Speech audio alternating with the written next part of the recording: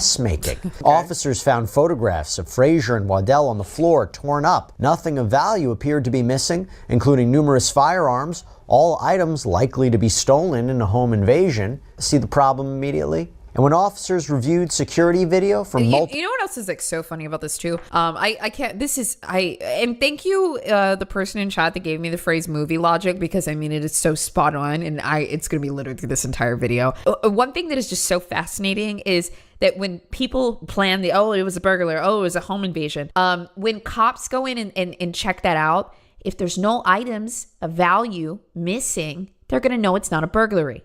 If the jewelry is still inside the home, the TVs are still up on the wall, the laptops are still sitting around, they're going to know that it was not a burglary. Authorities would eventually learn that the day before, August 9th, Frazier stood behind Tom as he sat in his recliner, aimed a .22 caliber pistol at the back of his head, and fired. Executing him in his own living room. And it wouldn't be until the next afternoon that she called 911 to report this fictitious home invasion. That gives a little bit of weight to my theory that she committed this act and had an initial plan for it, and then was like, oh, this is too hard to dispose of the body, and let me come up with something else. And then this was her plan the next day. Now, as we often see in these criminal cases, this might not be a shock to you. The internet searches, right? Frazier's internet search history came back, and it came back to bite her. Oh, God. Court documents indicate that these are just some of her searches, like worst place to get hit in the head. What does .22 ammo look like? How to unlock the hammer on a revolver. How to know what ammo your gun uses. Gun safety, how to load a revolver pistol. And crucially, she also looked up, how long does GSR stay on skin? Okay, gunshot. So we're guilty. Guys, it is just, I'm going to give it about 1 year until we see somebody's ChatGPT history come up in a court case, and it's going to have every single detail about their thoughts, their feelings towards the person, how they plan to commit the crime. It's going to have notions of premeditation, where for weeks they talk about what should I do, all leading up to a crime. Give it a year and we will have full-blown, essentially ChatGPT confessions where people did these things. So Frazier's hands, they did test positive for GSR, gunshot residue. So detectives say she ended up changing her story. Detectives interviewed Frazier from her hospital bed and let her paint herself into a corner by telling them again what had happened. So then she recounts that she wanted some space from Tom. So she called up John Anderson to pick her up, telling detectives he was a friend. Here's her actual interrogation in the hospital bed. And like, dude, after everything we just saw, I know she was sitting in this bed thinking she was totally safe in her victimhood. Like, how could they possibly think it was me? Look at me, I'm so vulnerable. Like, let's see how it goes though, because apparently the best part of this is the interrogators' tactics themselves. I wasn't really sure what was going on. My mind was going in just a million different directions. Okay. I saw that the light in the spare bedroom was on. I saw the light in the bedroom was on, and I decided to call 911. Okay. Because I was worried that someone had tried to rob us, or whatever was going on, and I didn't see Tom right away. God, just look at her, dude. Oh my God, editor, can you please slow-mo her face here? Like, it's just so she doesn't. I feel like she doesn't believe what she's saying when she says it's like somebody tried to rob us. 911. Okay. Because I was worried that someone had tried to rob us. Whatever was going on, and I didn't see Tom right away. I don't think she even believes what she's saying. Okay. And so I was making my way back to Feels a little rehearsed. the bedroom, but I glanced where Tom's phone normally lays. It wasn't there. I glanced in the spare bedroom where he usually puts all his stuff, like his wallet, his everything. And it wasn't there. And I was thinking maybe he stepped out, maybe he went with family or something. Okay. Does he have family up here? In Cincinnati. Okay. I hadn't even made it to the bedroom yet, and there was two guys, hoodies, masks, who came out. Oh. And at that time, the 911 operator was telling me to back into the hall. But I was so scared. I kept backing up, And eventually the one assailant pulled out a gun and got close enough to me and fired it off, and they both bolted. Where they went to after they bolted out the door, I don't know where they went to, because at that point I was shot and I was in pain. Where did they come out of? The back bedroom. And when the detectives brought up the GSR, Frazier told them that, actually, you know what? She'd reached for the gun as the man threatened her with it. A real victim hero. A real victim hero. I saw this comment somewhere that I can't stop thinking about it. And I thought it was so funny. It was like, you can always tell who the bad guy is because they're usually the bully, the victim, and the hero all in one story. And I can't stop thinking about that because it's so true. I grabbed a hold of it and I was trying to point it away from me because I didn't want to get shot and I was scared. If I was scared of getting shot, the last thing that I would do is grab the gun from a masked assailant. Do you know how fucking big my balls would have to be that day for me to reach for a gun in a life or death scenario, especially if I didn't know where my partner was or what had happened to them? I would have to have the biggest fucking balls in America to reach my hand out and grab that gun and say, oh no, I'm turning this story around. Like I said, movie logic. Her story of, I need you to imagine that somebody's like holding a gun like this and she's saying that she went on the underside and pulled the gun for, which, sorry, just crazy as is. But he's doing a really great job of having her lay out A to Z. How did she grab the gun? Because as an officer that wields a gun, he's going to know how to poke holes in this story. So getting her to be precise is the best way to make her eat her words later. So, whenever we catch these people, what do you think should happen to them? I think they should pay for the crime. I didn't do anything to anyone to deserve to be shot. Nobody accused you. And I don't know why anyone would tear up another person's place like that. If somebody murdered my partner randomly, cold blood, and I'm being asked in a hospital bed after I got shot, if I get asked, what do you think should happen to the people that did this? I'm telling you right now, I'm saying the most crazy, violent shit that I can possibly think of, okay? And like that's just a real answer. You ask me what should happen to them, I like on a light end, I might say they should get processed to the fullest extent of the law. But like real shit, dude, if I got shot and my partner is now dead, I'm saying some sick shit, okay? I'm saying some sick shit. And she's over here like, I think they should go to... Because she's trying to process what she thinks should happen to her because she did it versus what like a normal answer might be. And it's hard for her to say something like that about herself. I don't know why anyone would tear up another person's place like that. You mean... I mean, what? That's what you're focusing on? What punishment do you think that they should receive? Oh. I mean, that's what we try to gauge. So when we let the prosecutor's office know on how you feel on what he knows. He knows it's gonna get. What they need to aim for. I mean, you think they should spend life in prison? You think they should be sentenced to death? I mean, anything like that? Well, I don't know how Tom feels about it, but I feel that they should at least go to jail for a long time. Because she knows that she did it. So she doesn't want to say the death penalty. She doesn't want to say anything too extreme. Oh, this is crazy. When was the last time you ever fired a gun? Last time I ever fired a gun? When I was wrestling, trying to get the gun pointed away from me, I had a hold of it when it went off. Frazier supposedly doesn't know at this point that Tom is dead. So I want you to take a look at her reaction when they break the news. Well, what do you think happened to Tom? I honestly don't know. I even tried calling today. Does Tom have a cell phone? Yes. What kind of phone does he have? It's like an Android. Well, Tom was shot and killed. He's smiling! He's smiling! He's So the detective leading... Also, if anybody's wondering, Bose, why do you act that way? Because emotions are surging through my body and I have some kind of fucking sensory problems or something like that, and this is just how I react, okay? I respect the case. I'm paying attention, and she should go to jail. Thank you. Just saying. Who do you think killed him? Don't know.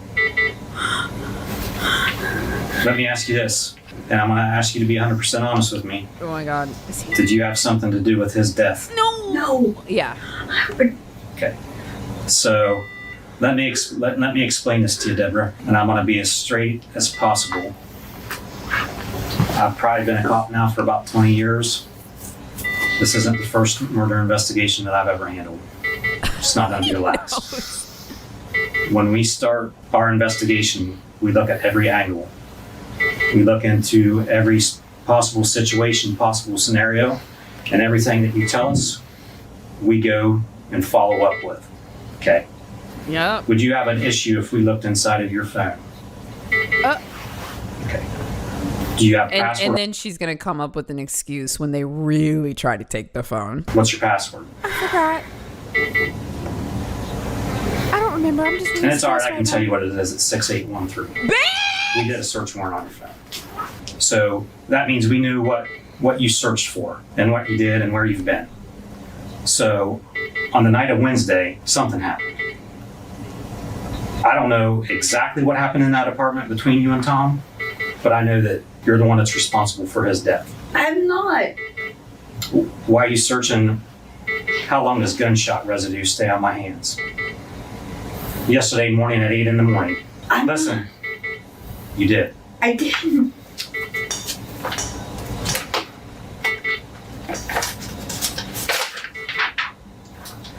Debbie's search records. How long does GSR stay on skin? Lake County, Florida court records, Muskingum County court records. I'm telling you, we already know the questions to the answers to the questions we're asking you. Here's your chance to get your side of the story out. If there was something going on that caused this, you need to tell us right now. But you have more knowledge than what you're saying. There was no home invasion robbery, okay? There was absolutely none. So you've already locked yourself into the biggest lie. Here's your chance to unwind it and tell the truth. This is the most shocking, straightforward, no BS. You did it. Fess up. Let's carry on. We're in 4K. I've ever seen. This is it. The no stuff is out the window. Like we already know. We're past that point. This is called damage control. Okay? We know that you were involved. You shot him with the 22. I didn't. Yes, you did, right in the top of the head. Yeah. I didn't. Just Okay. like you Googled. Is any of your DNA going to be on that duct tape that wrapped him up? On the plastic Oh, bags? she really thought about it. I've handled the duct tape, but I didn't wrap. No, I'm talking about the ones that wrapped him up. Listen. We're beyond I don't know. Right now, another detective is looking into some other stuff right now. So what is old boy going to say? What's Johnny Anderson going to say? Is his story going to match yours? It should. Because It should. That's not a very good answer. I Come on. didn't do it. Who did it then? I love Tom. You have knowledge of it. I love Tom. If you didn't shoot him, who did? Because you know. I don't know. Why are you searching? Is there GSR? How do I get GSR off my hands? How long does it stay on my skin? Why did you search that? Why did you search it? Why did you search it? Tell me, give me a good explanation on why you searched 5 hours before this robbery ever happened when you never shot a gun before. Why are you searching? How This long does is GSR unbelievable. stay on my skin? You tell me that. And an I don't know answer is not good enough. Listen, Didn't. you know when you call 911 where you record the calls, you're the only person in that apartment. The Yeah. audio gets enhanced. We can tell if people are running out and struggling. We look at cameras in the neighborhood. There's nothing. Your story is so far bogus. Yo, If some- we are 2 seconds away too from. There's always been audio enhancements for 911 calls, but you know what we're gonna see soon? A court document that says AI is 99.5% sure that there is no other human being present in this recording, and that's it. It's a wrap. You already know what happened. If you're gonna sit here and lie, how do you think that makes you look? That doesn't make you look good at all, honey. Like you're making it sound like you're a bad person. Like if something happened or if somebody else did something and you're trying to cover for them, then now would be the time to say it. because the only thing you're doing is making yourself look like a monster by not telling the truth. And where do we go from here? Well, Frasier then changes her story again. Realizing that the police have her search history, she tries to claim that any research she did on guns was related to thoughts of self-harm, not harming anyone else. Anything I looked up in regards to that was, so I was setting up for my suicide. I'll just take a minute to shake it out, huh? I feel like that's not a bad idea. Just a minute to shake it out, because I was done the moment that he said, what's your cell phone password? And she said, I don't know. He said, let me help you out. It's 6815. Girl, I was done cooked. Take me out of the oven after that. And it's just been going ever since. I was setting up for my suicide. Got it. Did he laugh? Do you really think that anybody would believe that? Oh my. Honestly. That You're just digging your hole deeper, girl. Now, guys, this is fascinating because I'm fully locked in on this. I personally, okay, listen, there's no trial yet. I try not to say this sometimes, knock on wood, and I think she did it. Okay, this is too much. It's just a little too movie script here for me. Sure, this is interesting. It's crazy. It's shocking. But here, he has to get a confession, and there's only a couple minutes left in this video. And if he doesn't get a confession, all they're left with is this video of her completely denying it. And with a good attorney, they could walk their way out of this, what I feel like is pretty obvious evidence, especially with the search history. His goal here is not to press her for our entertainment. His goal is to get a confession. So let's see if he can get something out of her in this last little bit. And if so, 10 out of 10, sir. Here's the fact of the matter. There's nobody that runs out of that apartment building. All right? We know that. Your DNA's on the gun that was used to kill him. Okay? And the gun that you shot yourself in the leg with to try to cover this up. You said that you grabbed it with both hands. How the fuck you still holding your phone? it fell on the Listen. floor. Oh my Hey, God, he's so right. I Listen. didn't think about that. Miss fucking action hero over here. Ha! Are you kidding me? No, girl. No, and you know what? He clocked that and just let her keep talking too. You thought about it. What's he done to piss Never you mind. off We don't need a so bad that confession. you We're wanna kill solid. him? This is I never thought about killing him. Okay. But the fact of the matter is, the evidence will show that you did. Whether you ever want to be accountable for your actions, that's up to you. Like, I'm trying to tell you that remorse goes a long way in trying to start the healing process Wow. for people's families, for people that might have cared about him, and also for you inside. I care So, about him. no, you don't sit here and tell me you care about him. I do. You don't care about him. If you can do what you did to him and then cover it up and then try to wrap him up and then sit here and not be accountable for what you know about what happened, it's like, that's like pretty bad. Like, I'm not gonna sit here and lie to you. I've talked to killers before. I've talked to straight up people that shot several people. They at least had the balls to own it. And you don't. I didn't kill He's him. trying a couple tactics If here. that's the case, then why'd you try to clean it up? I didn't try to clean anything up. Yes. There's hair in the trash bag that you covered his feet up, that you put his feet in. I Hair. Okay, your hair is inside of this. They went to the autopsy today. Never mind. It's We don't need a It's gonna confession. come back your hair. Unless, I mean, We don't need a wait confession. until the DNA comes out, and or you can just try to clear it up right now. It is what it is. you're putting yourself so far behind the 8 ball as far as why this happened. Like, you're denying, lying that you wouldn't do anything. So when it comes to the time you're gonna be like, I need a better story because I am really screwed because they do have the evidence. They weren't with me. And you've painted yourself into this corner right now. That's why I'm telling you, you only have one chance to be 100% honest with us. And I can tell you, Dude, the two of them are just about joking about it at this point to each other. They're like, so your hair was literally in the duct tape that the body was wrapped up in. And she's just watching. you don't get hair on duct tape at Walmart. I mean, I bought a lot of duct tape in my life, but I've never bought any that comes pre-packed with hair, especially your hair. So, I didn't do it. well, I the I didn't, do it it. story, Okay. that ain't gonna work. Charging you with murder. Damn, he Which- don't even. Bro, he don't even want a confession. He's this man really just walked in with the evidence and said, "Set the camera up." I don't even know if he was. Never mind. Maybe we don't need the confession, guys. I mean, I was about to say it would have helped, but I don't know. I think we're good here. Charging you with murder, which is a unclassified felony where you spend life in prison. Felonious assault, which is F2. Tampering with evidence. Gun specs, which is mandatory time on top of any conviction. So you'll get life plus whatever gun spec time. Domestic violence, and your bond's going to be $2 million. Any other questions for us? All right. Enjoy your stay here. What just happened? What just happened? I didn't expect that. Yes, that was literally a mic drop moment. Didn't expect that. Okay, the only update I have is that I guess by March 18th, 2024, she did actually plead guilty.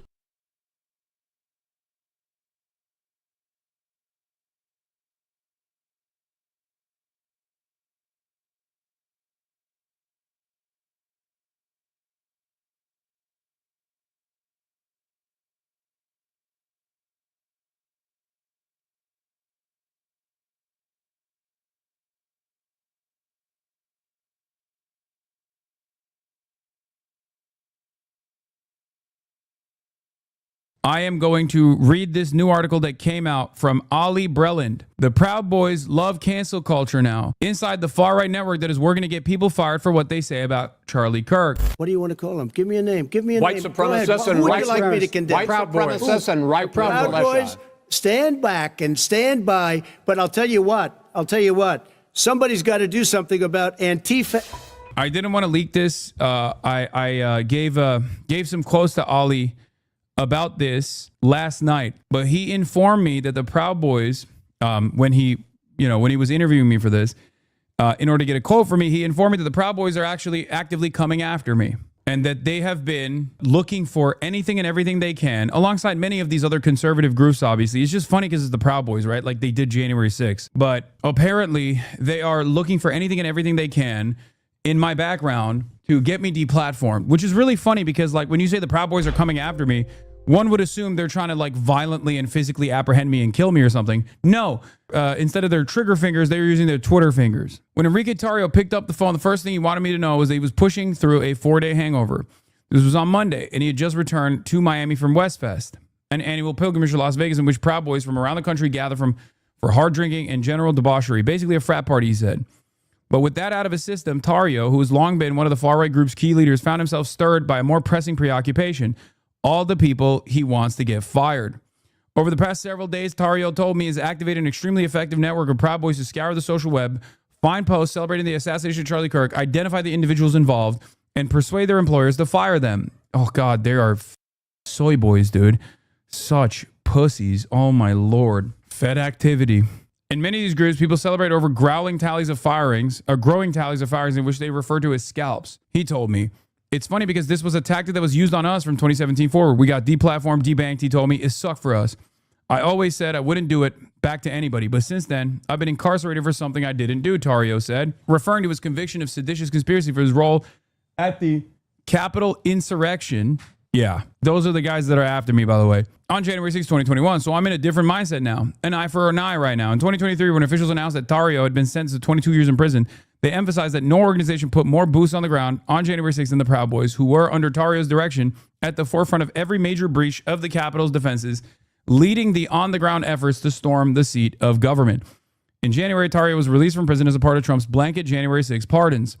In recent days, Tarrio told me, he and the rest of the Proud Boys have been mostly focused on targeting employees in government and higher education, but his white whale is far more prominent. The left-wing influencer Hassan Piker. Tarrio told me that his campaign to get Piker kicked off Twitch wasn't about anything in reference to Charlie. As my colleague Spencer Kornhaber recently wrote, Piker condemned the shooting and anyone who attempted to justify it, though he has at times used his own violent rhetoric in the past. Piker was temporarily banned from Twitch earlier this year when he said people who truly oppose Medicare fraud should kill Senator Rick Scott. Still, okay, come on, Ollie. I gave you the full quote. Jesus Christ. I guess, it's fine for brevity. Still, Tario seemed to sense that the post-assassination cultural climate would be friendly to an attempt to go after Piker. I was banned from Twitch, he told me, and I didn't say half the shit he did. Tario told me that he and the other Proud Boys have teamed up in a group chat with other right-wingers who all want Piker to get kicked off Twitch by running a bigger and most sustained version of the other active mass firing campaign. They have been circulating Piker's past controversial statements to companies that advertise on Twitch in an attempt to pressure the streaming platform, he told me, which of course is something that I worked on, or is something that I've been dealing with for the past 2 years. Once again, not exactly sure if Ali put that in the article when he asked me, but I did talk specifically about Destiny and Dan Saltman's attempts to do this exact same thing over Israel. So I've been dealing with this for the past 2 years from Ethan Klein. I am encouraging you guys to pressure advertisers, to pressure Amazon, to pressure Twitch. From Destiny, from Dan Saltman, and numerous other right-wing groups that are now also involved. What the f*** do I do?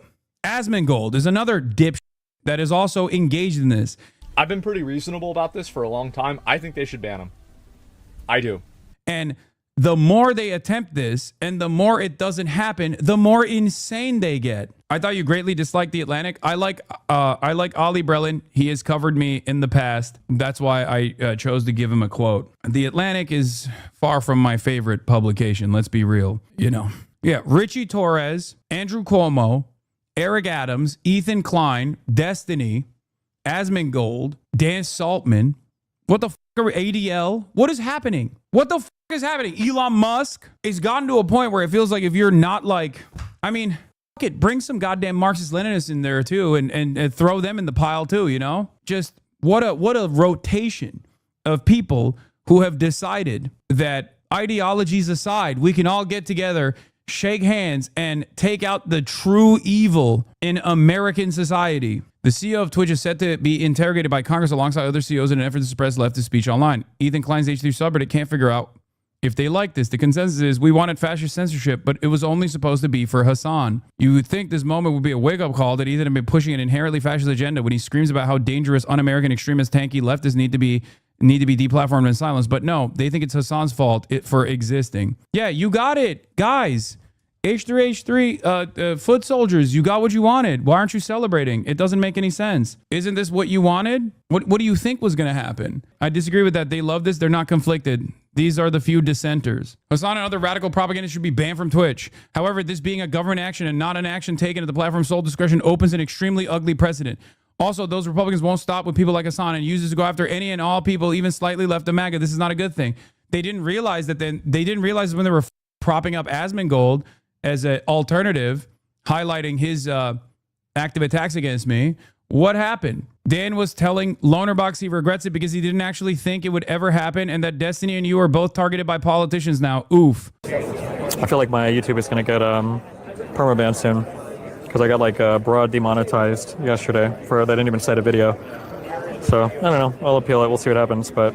Yeah, I saw that too. What happened to all those trips to DC, lobbying Republican congresspersons for them to come after me and deplatform me, for them to go after Twitch? What happened? I have congressional meetings set up.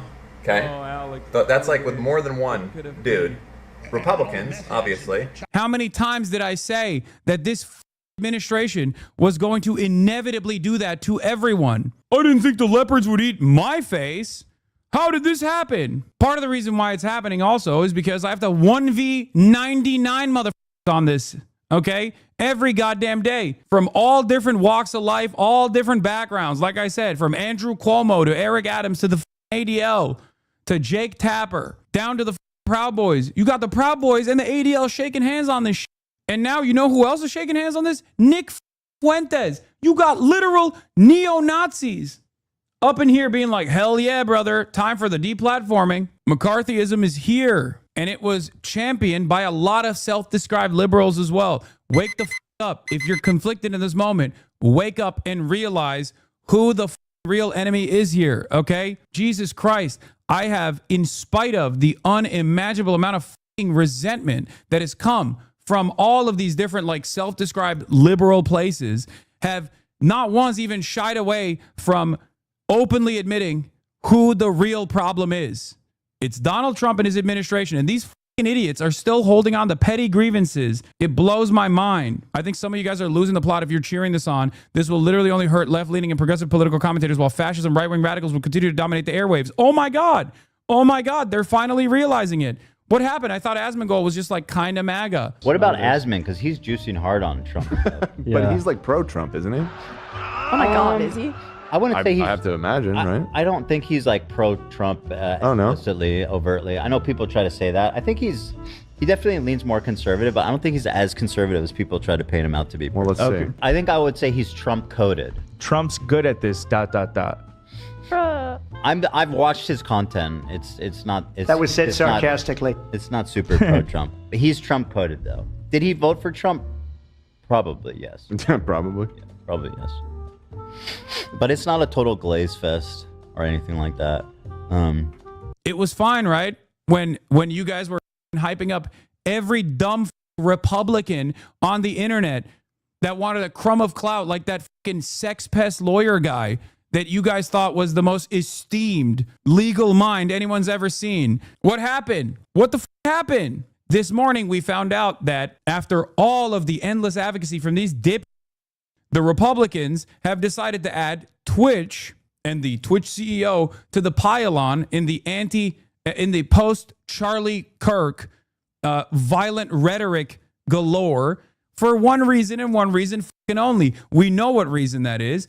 It's because this dip went and fucking lobbied Republican congresspersons about how Twitch has a real anti-Semitism problem when it didn't. As much as I agree with everything you're saying, all these content creators would have been covering this the whole time the Trump admin still would have done full fascism. No, dude. I know that they would have. But at the very least, they wouldn't have put the crosshairs on Twitch, for example. At least one avenue would be safe from the additional scrutiny. They redirected the attention to Twitch for their own personal ambitions, for their own personal vengeance quest. Do you not understand? Of course, the admin would inevitably come after someone like myself, but there is no reason to accelerate it, you know? There's no reason to work alongside them. These fucking idiots gave them the clips to post everywhere that the Proud Boys are now using. Dude, I'm not even mad that this is like personally targeting me. That is frustrating. But the major reason why I'm frustrated here is that this is leaning into the severe restrictions on political dissidents, an erosion of free speech. These guys understand that there is a threat here for discontent, and they do not want discontent to exist. I cannot believe it, dude. Aligning with Republican congresspersons for this? The do you think was going to happen, dumbass? Your butt buddy is like infinitely more violent in his rhetoric towards Republicans than I am. And now he's experiencing the repercussions. Tario told me that he and the other Proud Boys have teamed up in a group chat with other right-wingers who all want to get Piker kicked off Twitch by running a bigger and more sustained version of their other active mass firing campaign. They've been circulating Piker's past controversial statements to companies that advertise in Twitch in an attempt to pressure the streaming platform, he told me. That's one more federal agent that's coming after me, Piker told me over the phone late on Tuesday night, joking about Tario's reported history as a federal informant. Tario previously told Reuters that he did not recall ever having worked undercover in this way, but today he told me that he never denied it. He added, as a matter of fact, I said it on my podcast. In May, Customs Border Protection briefly detained Piker, a natural-born U.S. citizen, when he returned to the country from an overseas trip. He did not seem particularly concerned by the Proud Boys campaign against him. Piker said he has weathered attacks from groups with a lot more institutional persuasive power than the Proud Boys.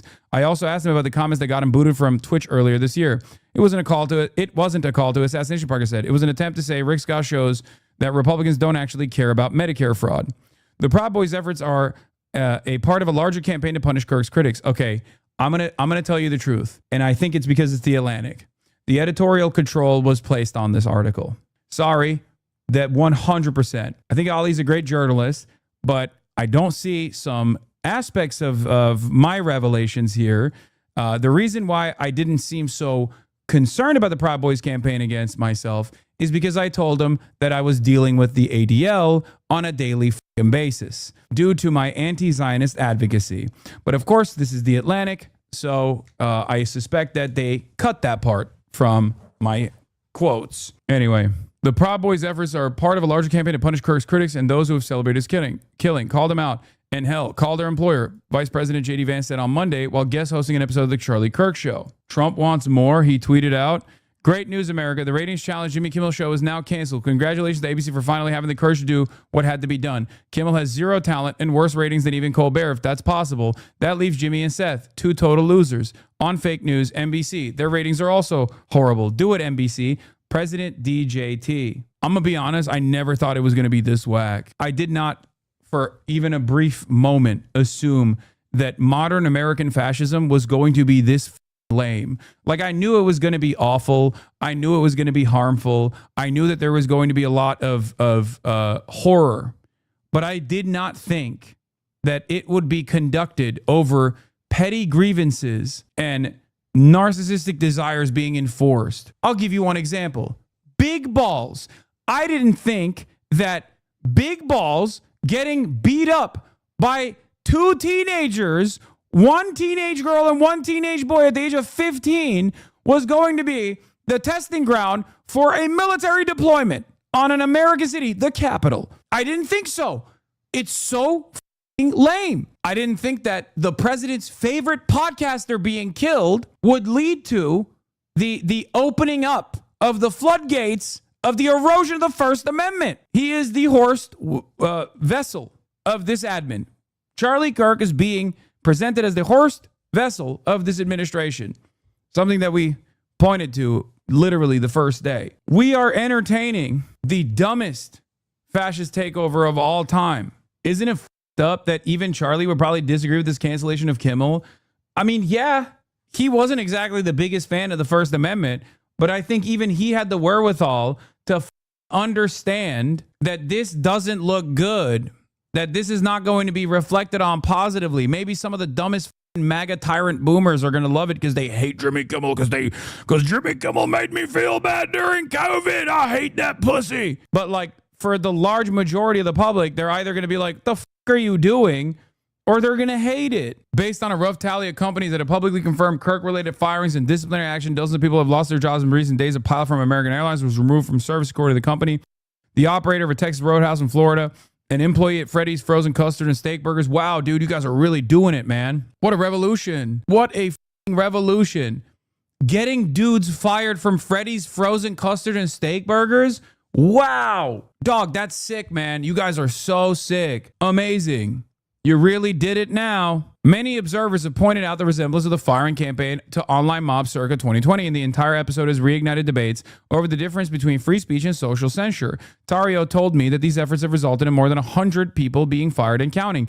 Meanwhile, across the right, militias and similarly styled groups have reacted to Kirk's death by turning it into a recruiting opportunity. Hours after Kirk was shot last Wednesday, Oath Keepers founder Stuart Rose said on InfoWars that he was rebuilding the Oath Keepers to do protection work. If my security team had been at that event, if they had been up there on the high point looking for potential threats, they would have saved Charlie Kirk from being shot. Didn't Stuart Rhodes literally shoot himself in the face? Isn't that the guy? That's the guy, right? What's he talking about? Who is he going to protect? He can't even protect himself. Dumbass.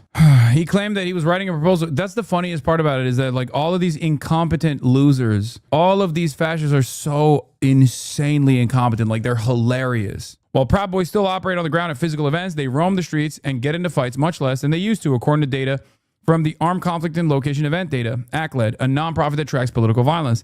Some extremism experts have told me that the real reason Proud Boys have become mellower is because the organization has lost momentum and energy.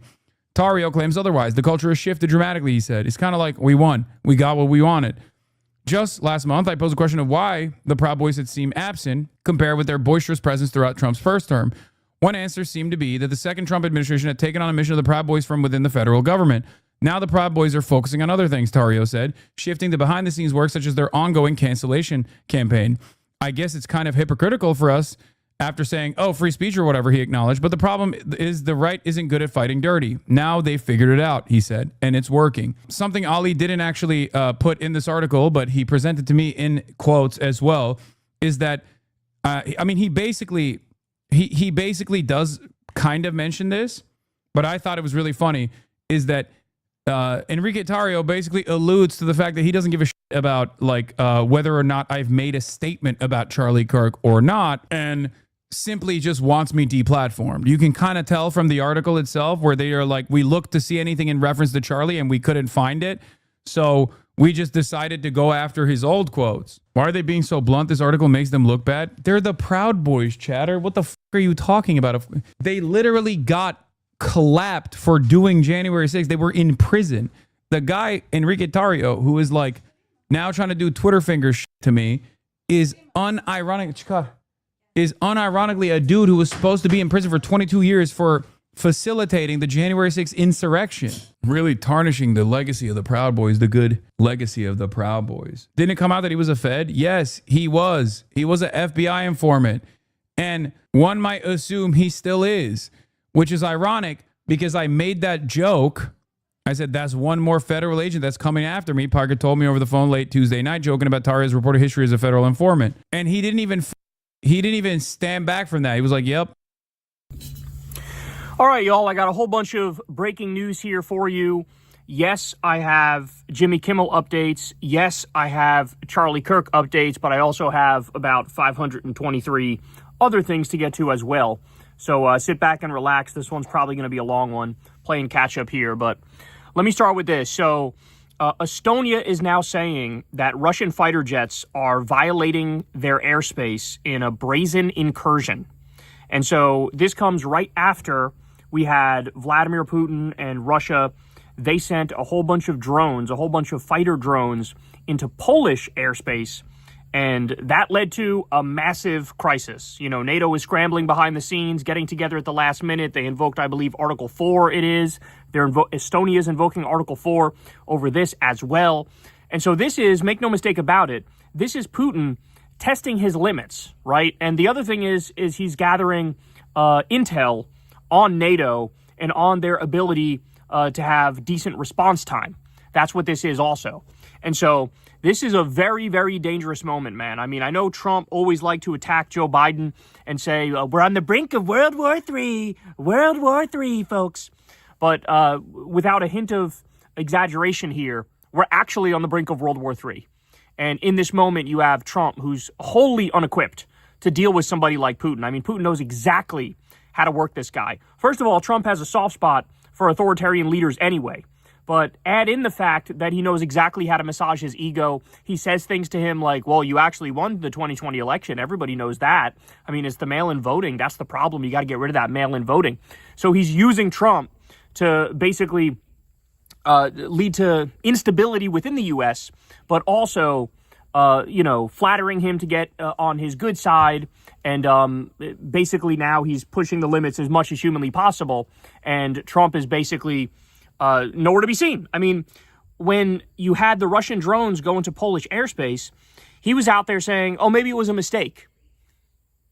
Maybe it was a mistake? No, they very clearly did it on purpose, and they were gathering intel to figure out NATO's response time. And now, what are they going to do next? We don't know. The illegal and offensive invasion of Ukraine was bad enough, but everybody, was saying at the time, this isn't going to stop here. Like, if you don't make him stop, this will continue. And we'll be at a place where he wants to pick off all of the post-Soviet states that are now independent. And so here we are. Polish airspace violated, Estonian airspace violated. Which country is it going to be next? I don't know. Your guess is as good as mine. But he feels absolutely emboldened. And the fact of the matter is, we have a pushover fucking idiot who's in the White House. And that is not a good mix, y'all. That is not a good mix at all. So I also wanted to bring up for you guys that this is huge news here. But President Trump is expected to fire the U.S. Attorney for the Eastern District of Virginia after his office was unable to find incriminating evidence of mortgage fraud against the New York Attorney General Letitia James. So if you'll remember, Trump basically said, I want you to find some dirt on Letitia James. And they came up with this idea of mortgage fraud. And so you had the U.S. Attorney for the Eastern District of Virginia was the one who was looking into this for Trump.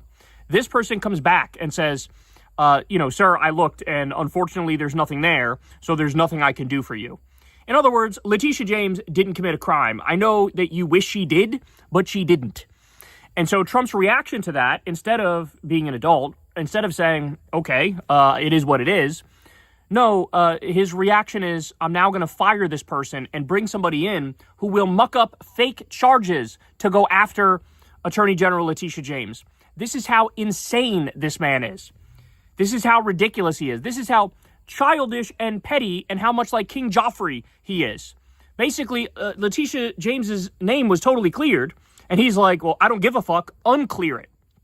So you want to talk about, political persecution. I know he liked to pretend like he was the victim of political persecution, but the fact of the matter was he was charged with 91 crimes because he committed 91 crimes.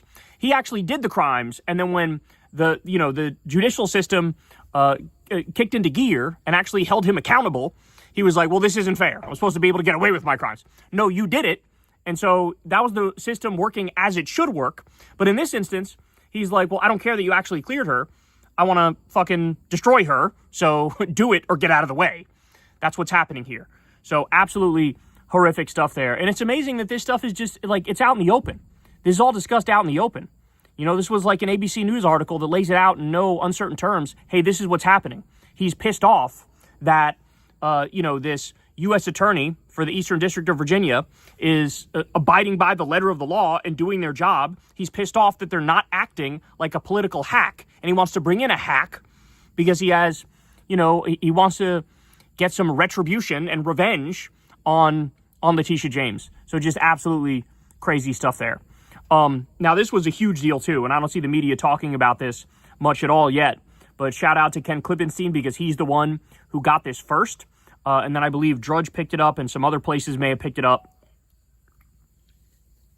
But according to him, the FBI is now preparing to label transgender people as violent extremists in the wake of Charlie Kirk's murder. So let's reflect on how absolutely monumentally idiotic this is. Even if you accept the official line from Kash Patel and Dan Bongino and Trump, which I don't, by the way, but even if you accept it, what happened was you had Charlie Kirk get killed by a white male from a MAGA family in Deep Red, Utah. And that white male from a MAGA family in Deep Red, Utah was largely apolitical, but happened to be pro-LGBTQ rights. They allegedly had a potentially, we don't know for sure, trans partner. Even in the official story, the allegedly trans partner was the one who called the police, called the FBI, and turned in the white male shooter. And somehow, these fucking clowns look at that story and they say, let's designate all trans people as terrorists, as violent extremists. This is fucking insane. And this is what happens when you have this sort of an ideology. You try to square peg and round hole every situation. You forget what the question is. The answer is, I fucking hate trans people. The answer is, the LGBTQ community are all evil and horrible and terrible and they shouldn't exist and they're degenerates and people need to get out of that lifestyle and they're demonic. I mean, this is what these people actually think. And so here we are. They're going to try to label all trans people as terrorists. And understand something, guys. This is fucking dangerous. This is dangerous. You're now, giving a green light to every violent bigot out there, every Nazi extremist and white nationalist extremist out there. It's a wink and a nod. That's like, yeah, it's fucking open season on these people because we're designating all of them as violent extremists. That's like saying they're bad, they're the other. They have it coming. Whatever you want to do to them to get them in line, they have it coming. And it's already hard enough to be a gay person or a trans person, especially a trans person in the year of our Lord 2025. It's hard enough to get the employment that you need in order to survive. It's hard enough to hold personal relationships. Oftentimes, families still disown their kids if they happen to be trans. And now it's a scenario where the government is saying, hey, green light, baby. You go ahead and do whatever you want to do to these people. They're violent extremists. Even though in this story, even if you accept the official story, which I don't, the trans person is the hero. The trans person helped out the investigators. So this is low, bro. This is low. And we're talking about less than 1% of the population here. Less than 1%. They already have it hard enough. Talk about lack of sympathy, lack of empathy. I mean, these are people, could you imagine feeling like you were born in the wrong body? Like being convinced, no, something's off here. Something's not right. You're born biologically male, but inside, hey, I feel completely female. I feel like everything about me is supposed to be female. And so, like, all you're trying to do is live your truth. All you're trying to do is, live in accordance with how you feel inside, which is what we all try to do, right? But when they do it, it's totally fucking unacceptable. Because these closed-minded fucking idiots out there have this rigid idea that you have to, a man has to be a man, and a woman has to be a woman, and they need to get in the kitchen, and the man needs to go out and be the fucking breadwinner, and everybody needs to fit into these neat little fucking boxes. But that's not how the world works. The world's a messy place, okay? The world's a complex place. Some people just happen to be gay. Some people just happen to be trans. It is what it is. Who gives a fuck? Why does it matter to you? You want to fucking terrorize these poor people as if they don't have it hard enough already? It's unbelievable. Again, you have a story where it's a white male shooter from a MAGA family in Deep Red, Utah, and boom, jujitsu move, blame the trans people. This is fucking crazy. This is crazy, but I'm not done yet. I'm not even close to done yet because it's not just trans people that Trump is trying to besmirch and smear and basically fucking put a target on their backs for the world to see. No, it's also Antifa. So Trump came out and said the following: I am pleased to inform our many USA patriots that I am designating Antifa, a sick, dangerous, radical left disaster, as a major terrorist organization. I will also be strongly recommending that those funding Antifa be thoroughly investigated in accordance with the highest legal standards and practices. Thank you for your attention to this matter. So as Dropsite News says, Antifa, short for anti-fascist, is not a single group, but a loose network of activists who oppose far-right and fascist movements. They organize protests, counter-rallies, and sometimes direct action against white supremacist groups or far-right events. Trump says he is moving to designate them a major terrorist organization. So, a couple points. First of all, remember when World War II happened and we were against the Nazis? You could say the entire U.S. military at the time was Antifa. That is fair to say. That's point number one. Point number two, they're not an official organization in the way that we understand organizations. There is no structure. There is no central command. There is no hierarchy. There's no nothing. There are a bunch of people online that they say, oh shit, the Proud Boys are going to be protesting here. This fucking neo-Nazi group is going to be here. Patriot Front is going to be there.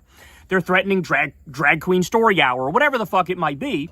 It's a bunch of people who get together online and go, let's go counter-protest these motherfuckers and make sure they're not cracking skulls and assaulting people. That's what Antifa is. That's it. That's it. But now he's going to act like, like this is some fucking high-level James Bond villain type-ass group where they're all getting together. There's a chain of command. There's a hierarchy. It's flush with funding from George Soros or whatever the fuck they think that they made up. And now it's like, he's going to try to go after Antifa groups, which begs the question, well, what the fuck is an Antifa group? I just told you there are no official groups. So what are they going to do? I'll tell you what he's going to do. We know what he's going to do because he's already doing it. He's going after, for example, Act Blue, which is the Democratic fundraising apparatus. If you donate to a Democratic group or a Democratic politician or a PAC or whatever it may be, usually it goes through Act Blue. They're launching an investigation against Act Blue to try to take it down to make sure you can defund any left-of-center groups. That's one of the things they're doing. The other things they'll probably do is any sort of think tanks on the left, they're going to crack down on them and say, oh, you're caught funding Antifa, you're funding terrorist organizations, you're funding trans people, and they're all violent extremists. We're going to fucking destroy you. What we're witnessing here, in no uncertain terms, is fascism. What if you're a big money donor, one of the few big money donors on the liberal side of the aisle, and you happen to give money to, I don't know, an abortion rights group or whatever? They're going to say you're under investigation for funding Antifa. They're going to say you're under investigation for funding the violent extremist trans people in this country. That's what they're going to do. So understand, nothing about this is official. Nothing about this is legitimate. Nothing about this makes sense. All it is I want to take down my political opponents. That's it. That's all this is. And so even though zero evidence that the guy who shot Charlie Kirk, that guy was in Antifa, right? We know a trans person didn't do it. That's a fact. They don't care. He doesn't care. This is the shock doctrine. This is what Naomi Klein talked about. The idea is we're going to use this scandal. We're going to use this moment of uncertainty, and we're going to implement the agenda we already wanted to implement, namely go after aggressively using the law, using lawfare, go after every single left-of-center group that we possibly can. Now, I should also point out, he's designating Antifa a major terrorist organization. So somebody decided, well, let me run this through AI and see what the numbers are when it comes to, Antifa violence. Ready for this? Based on comprehensive databases, there's been, when it comes to political violence from 1994 to 2020, there's been 893 incidents. Antifa-linked attacks number in the low dozens, and they're non-lethal, mostly non-lethal property damage or clashes, while right-wing extremist attacks exceed hundreds, 267 or more since 2015 alone, causing far more casualties. So right-wing violence has caused at least 329 casualties. Antifa violence, 0 to 1. And I like how they put the 0 in there, like the one that there was a death, it potentially wasn't even because of Antifa. I love that. 329 versus 0 to 1. What are we doing here? Guys, the whole right-wing movement, MAGA, is totally built on lies. It's just lies. They're just full of shit. That's it. And they want you to fall for it. They want you to join their death cult. They want you to shut your fucking brain off and go purely by emotions and hate the people that they handpick for you. And it's all a trick, because the people you should be hating are the fascists and the billionaires. Namely, the main groups that make up MAGA, right? Fascists and billionaires are the problem. They're the reason your life sucks. But no, they want you to blame trans people. They want you to blame Antifa. They want you to blame immigrants. It's a fucking sick joke. It's a sick joke. So somehow, they're a major terrorist organization, but they haven't fucking killed anybody, and the organization doesn't exist. It doesn't exist as a hierarchy, as a structure. What a sick joke. Holy shit, what a sick joke. Oh my God. All right, I got more. I'm about to lose it on this one. That's for sure. I'm about to lose it on this one. So, I remember, it was not that long ago when, Trump was running against Kamala. And I remember looking at every single MAGA idiot on social media and all the people in real life too.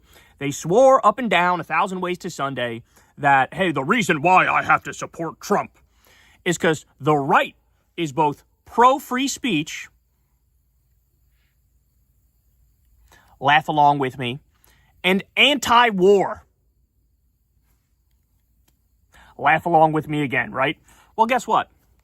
This just came out the other day. This is from Fox News.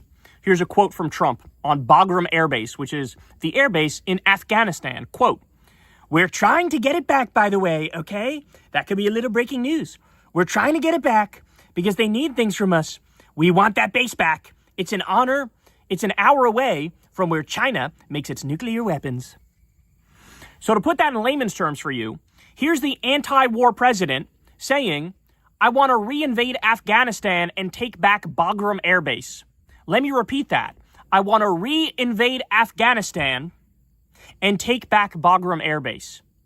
So if you're keeping score, the anti-war president it hasn't even been a year yet, and he's already bombed Yemen.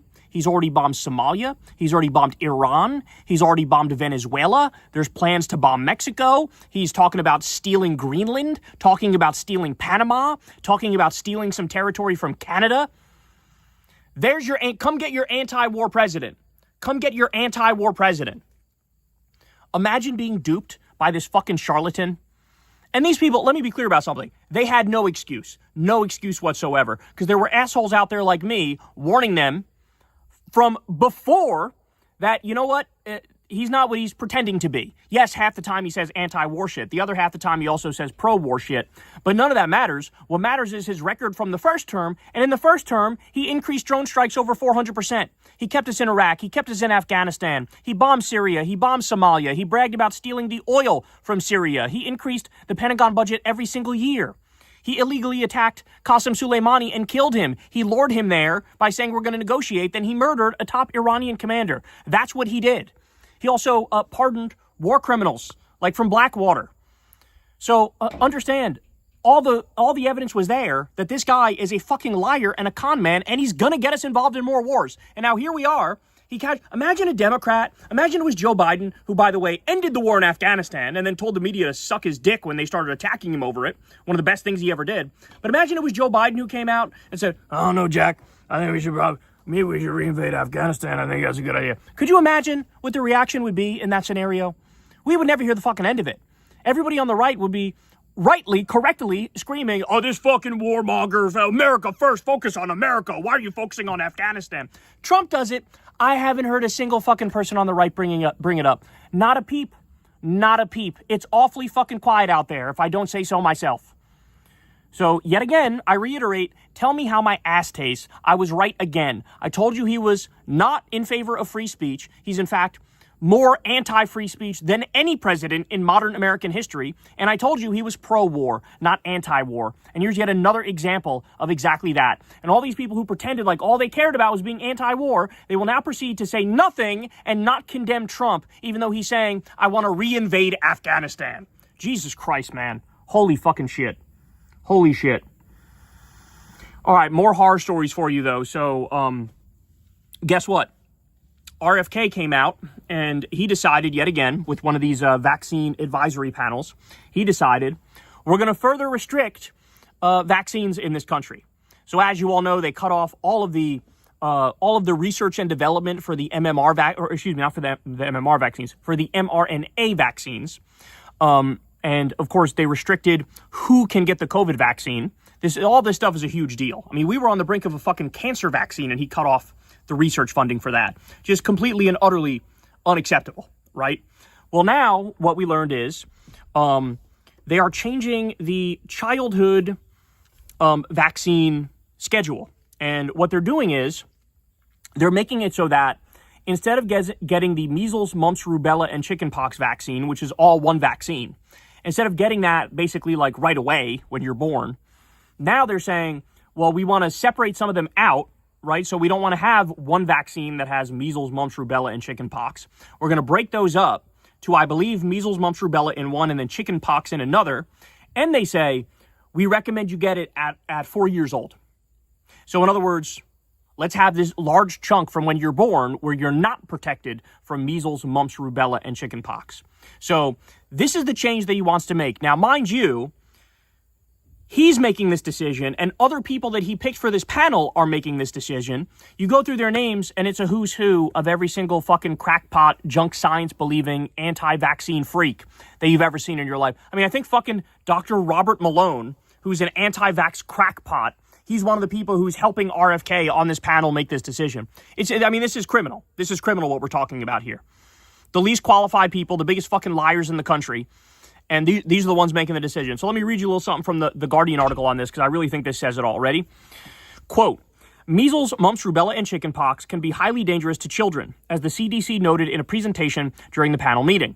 During the last rubella outbreak in the 1960s, more than 2,000 newborns died. Before the measles vaccine was developed in the 1960s, there were 48,000 hospitalizations for measles each year. Before the emergence of the chickenpox vaccine in the 1990s, there were upwards of 10,000 annual hospitalizations for chickenpox. So again, instead of getting that vaccine right away, they want you to wait now till you're 4. Well, I just told you that 2,000 newborns died during the last rubella outbreak in the 1960s. So yet again, RFK is putting the lives of kids in danger. People will die because of this dumbass decision that he just made. People will die because of that. And guess what? He's not done with the damage yet.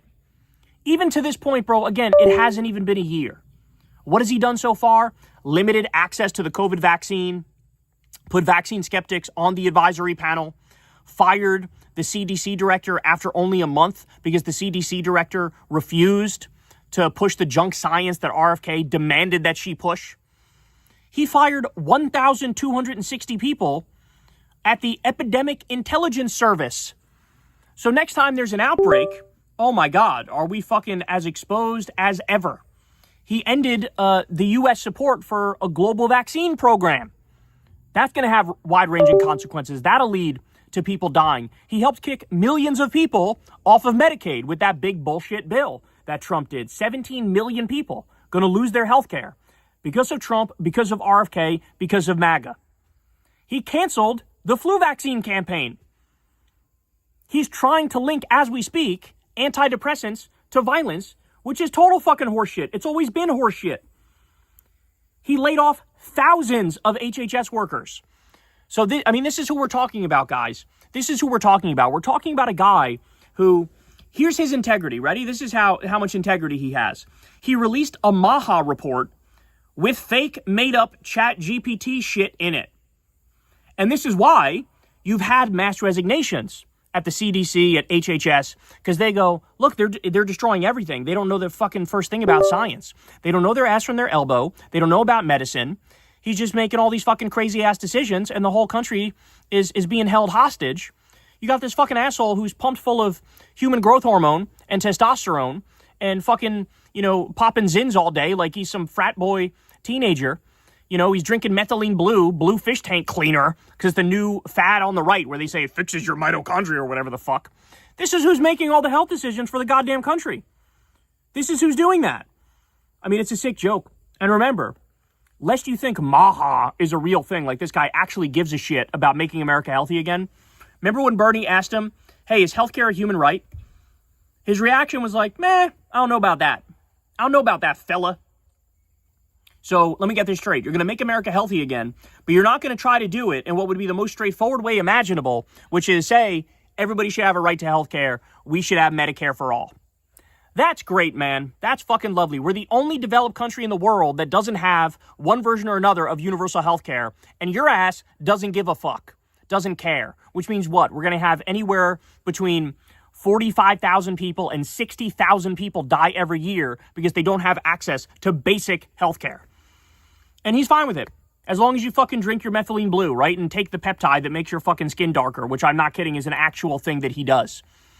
So, this is where we are. This is how much this country has fallen. All right, let me give you some more. So, this is kind of a big deal. An Israeli tech company named Cyberwell is now working with all major social media platforms to censor anti-Semitism by utilizing AI to identify and, quote, automatically flag and remove hate speech. This is what's happening. So this is kind of a big deal because, as you all know, they recently changed the definition of anti-Semitism to include being, pro-Palestine, right? Being against it, being anti-Zionist. They say anti-Zionism is anti-Semitism, which is just factually wrong. That's factually incorrect. Plenty of Jews are anti-Zionists. They don't want an ethno-state in their name because they know ethno-states are bad. Ethno-states necessitate having second-class citizens in it. We want everybody to be equal. We believe in democracy and egalitarianism and human rights. You can't have an ethno-state and also believe in egalitarianism and equality and human rights. It's not a thing. So, but it doesn't matter. They changed the definition, and now they're fucking, ripping through the internet with AI to try to pull down any comments that they think are unacceptable. But of course, what they deem unacceptable would probably include things like from the river to the sea and free Palestine, say I'm an anti-Zionist, things like that. Probably talking about the genocide. They would just say, hey, that we say that's anti-Semitic. This is where we're at now. And by the way, I got an update for you later. I don't have the, it's not in front of me yet, but I'll get to it eventually. But they're already doing it with TikTok. TikTok was known as like a bastion of pro-Palestine stuff. And now they're cracking down on all of that. And this comes at the exact same time that you had Trump have a couple of his billionaire asshole buddies now take over TikTok. Soon as they do, boom, there we go. It's over as a bastion for free speech, as a bastion for pro-Palestine activism and videos and things of that nature. Now they're cracking down on that. All right. So let's talk a little bit about this. So Trump did an interview with Fox News and was asked by the host, Martha MacCallum. Martha MacCallum said to Trump, listen, Charlie Kirk said, quote, there is no such thing as hate speech. So this is Martha MacCallum saying, hey, maybe ease up on like the fucking crusade that you're doing against anybody who like even mildly disagrees with Charlie Kirk after his death, right? So she says, hey, Charlie said there's no such thing as hate speech. Trump replies, he might not be saying that now. Unbelievable. So, as many people online are pointing out, this is fucking more insensitive than the thing that got Jimmy Kimmel axed. Way more insensitive. All Jimmy Kimmel said was like, MAGA is working overtime to make sure this isn't like they want people to make sure this is not one of their guys, right? They're really trying hard to say this is not one of us. This is not one of us. And then he made a joke about how Trump reacted when asked about Charlie Kirk. They were like, "Sir, how are you doing?" And Trump goes, "I'm doing okay. Anyway, look over there. They're working on the ballroom now. Isn't that amazing? It's going to be beautiful. They've been trying to get it for like 150 years, but yours truly got it. It's going to be 90,000 square feet, $200 million. We're building a great ballroom." So he didn't give a fuck. He did not give a flying fuck about the death of Charlie Kirk. That's what Jimmy Kimmel was making fun of. And wow, would you look at that? He gets fucking censored. By the way, censored because the FCC was threatening ABC and saying, "Hey man, we can do this the easy way or the hard way." That's a direct quote. Acting like a fucking mafia they were. So anyway, here's Trump being way more insensitive than Jimmy Kimmel was, and nobody cares. Nobody, there'll be no accountability whatsoever for this guy. All right, more. So Trump was on Air Force One, and he also said the following. I mean, you literally can't make this up. Just on any given fucking random Thursday, this guy will say something that is like the most unconstitutional shit you've ever heard in your life. So this is what he said, quote, "You have evening shows, and all they do is hit Trump. They're not allowed to do that." You have evening shows, and all they do is hit Trump. They're not allowed to do that. Yes, the fuck they are. That's sort of like the whole point of America. That's the whole point of the Constitution and the First Amendment. Freedom of speech. They're not allowed to do that? They're not allowed to make fun of the president? Are you fucking kidding me? Guys, I mean, so immensely thin-skinned. I've never seen anything like it. Just like a petty little insecure bitch. It's unbelievable. Look, I'm somewhat in the public eye. People fucking rip me a new asshole on a daily basis. They mock me. I'm sure they say every fucking negative thing under the sun. I get death threats. Everybody who's in the public eye, to one extent or another, deals with these things. I don't give a fuck. Say what you want, bitch. Who cares? I'm not going to see it anyway. Right? And I'm a YouTuber, bro. I'm a YouTuber. You're president of the United States, and you're working overtime to try to muzzle any criticism, no matter how minor it is, on late night TV from comedians? My God. But again, to everybody out there who pretended like Trump was pro-free speech and the Republicans are pro-free speech and the Democrats are for censorship, and that's why you support Republicans. Again, tell me how my ass tastes. In fact, we're going to graduate that a little bit. Don't tell me how my ass tastes. Tell me how my anus tastes. Tell me how my fucking colon tastes. How about that? Let's use even grosser words to say the same thing because, you were just wrong. You were just spectacularly wrong. And again, none of the people who said that will correct themselves now. None of the people will say, you know what, egg on my face, I was fucking wrong. Turns out Kamala Harris was way better for free speech. Actually, shout out to Andrew Schultz co-host. What's his name? Akash Singh, I think it is. I saw earlier today, he said something. He was like, look, yeah, sure, we don't like far left policies. We go after the far left all the time. But the fact of the matter is, Joe Biden was not trying to get comedians canceled or fired because they said the word retard. This is what he said. This is what Andrew Schultz, I don't think Andrew Schultz was there, but his co-host, Akash Singh, said that. And it's like, yes, that's right. All the fucking crying and whining and moaning about cancel culture under a Democratic administration, I got news for you. None of it had anything to do with the actual Democratic president or Democratic politicians. There were no Democratic politicians that were actually getting fucking comedians fired. That's not a thing. That's not a thing. Now, I remember, 'cause apparently I'm a fucking naive sucker, but I remember defending the likes of Ann Coulter or Ben Shapiro and saying, you know what? If you're a lefty and you're trying to deplatform them and not allow them to speak at this university or this college, fucking calm down, okay? Free speech is the thing. Let them talk. Now, by the way, that had nothing to do with the government. It was actual people from the grassroots saying, we don't want them speaking here, right? But I still said, you know what? Let him speak. Just let him speak. I mean, I believe in free speech. If I go to give a speech, I wouldn't want conservatives blocking me from speaking, right? Well, guess what? Now we're in a situation where that was the extent of the cancel culture under Democratic administrations and from lefties. Now here we are under a Republican administration. It's not even a grassroots thing. It's the fucking FCC at the order of Donald Trump. It's the government saying, you need to shut the fuck up. You need to stop criticizing the president. Did you just say a bad word about Charlie Kirk? How about we get your ass fucking censored and fired?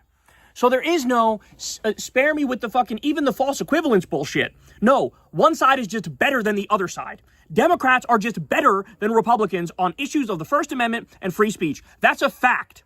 There is no way around what I just laid out for you. That's a fact. And if you support free speech, if you support the First Amendment, if you support the Constitution, you have to be pro-Democrat and anti-Republican, because it's the biggest threat ever to free speech that I've ever seen.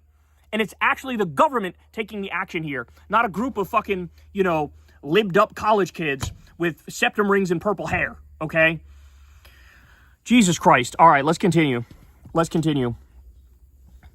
Oh boy. This might be, I gotta try to not have an aneurysm as I walk you through this one, okay?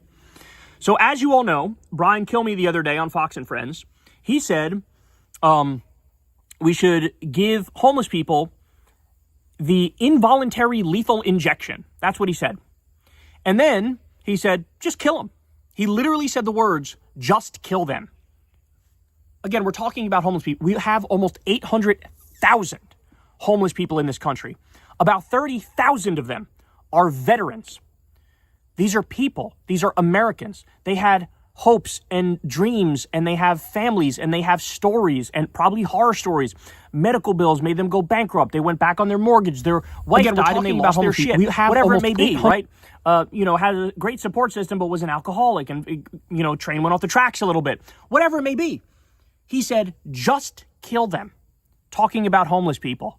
Involuntary lethal injection, also known as, you may as well be fucking goose-stepping and Heil Hitlering, right? Zig Heiling, because, you're literally, this is just a Holocaust, genocide, propaganda type shit. You're literally just like, I am Hitler, call me Hitler. You may as well say that on your shitty fucking morning show. So Brian Kilmeade says that. Then the same week, and we covered this on the show, you can check out the video, the same week, there was a mass shooting at a homeless camp. I wish I was kidding. I'm not kidding. Foxho says, give them involuntary lethal injection, quote, just kill them, talking about homeless people. Then somebody goes and shoots up a homeless camp. Now, what happened? He came out and gave some fucking, this was before the shooting, but he came out and gave some half-assed apology. Some half-assed, like, oh yeah, I guess that wasn't fair. I guess some homeless people aren't fucking horrible, so oops, our bad. Very half-assed, not even trying, lazy fucking, I guess I gotta say this type stuff, right? So now, the same guy who said, just kill them, talking about homeless people, and then somebody did do that, right? He says this about Jimmy Kimmel. Quote, Kimmel's comments went way too far. Not only that, it was 2 separate shows. He did it. He said it during Fox and Friends, his morning show, and then he seemingly filled in for somebody at night on a different show. I don't know which show he was filling in for, but he was one of the late night hosts. Both times, he's out there go, oh, Jimmy Kimmel, disgusting. He went too far. He went too far? Motherfucker, what he said is not 1/1000th as bad as what you fucking said. And you know that. Everybody knows that. Nobody's dumb enough not to see that. Oh, what a sick joke this is. Holy shit. Again, all Jimmy Kimmel said was, MAGA's working overtime to say this isn't one of our guys. And oh yeah, Trump is really torn up. Look at how Trump reacted. And that's when Trump was like, asked about how he feels. He goes, I'm fine. Anyway, look at our big ballroom. It's amazing, isn't it? That's it. That wasn't even close to the line. It was so far away from the line. And by the way, because this is the dodge, right? The dodge is, well, it's not that he said something offensive. It's that he said something factually incorrect. And that's why it's okay for the FCC to get involved and get him fired. If that's the standard, oh, he said something factually incorrect, guess what? Fox News was fined $787 million because they openly lied in a defamatory fashion against the voting machine companies when they were pretending the 2020 election was rigged. $787 million. Virtually all of their hosts were lying their ass cheeks off day in and day out. So if you want to say, hey, you said something factually wrong, then Fox News had to be taken off the air fucking yesterday, bitch.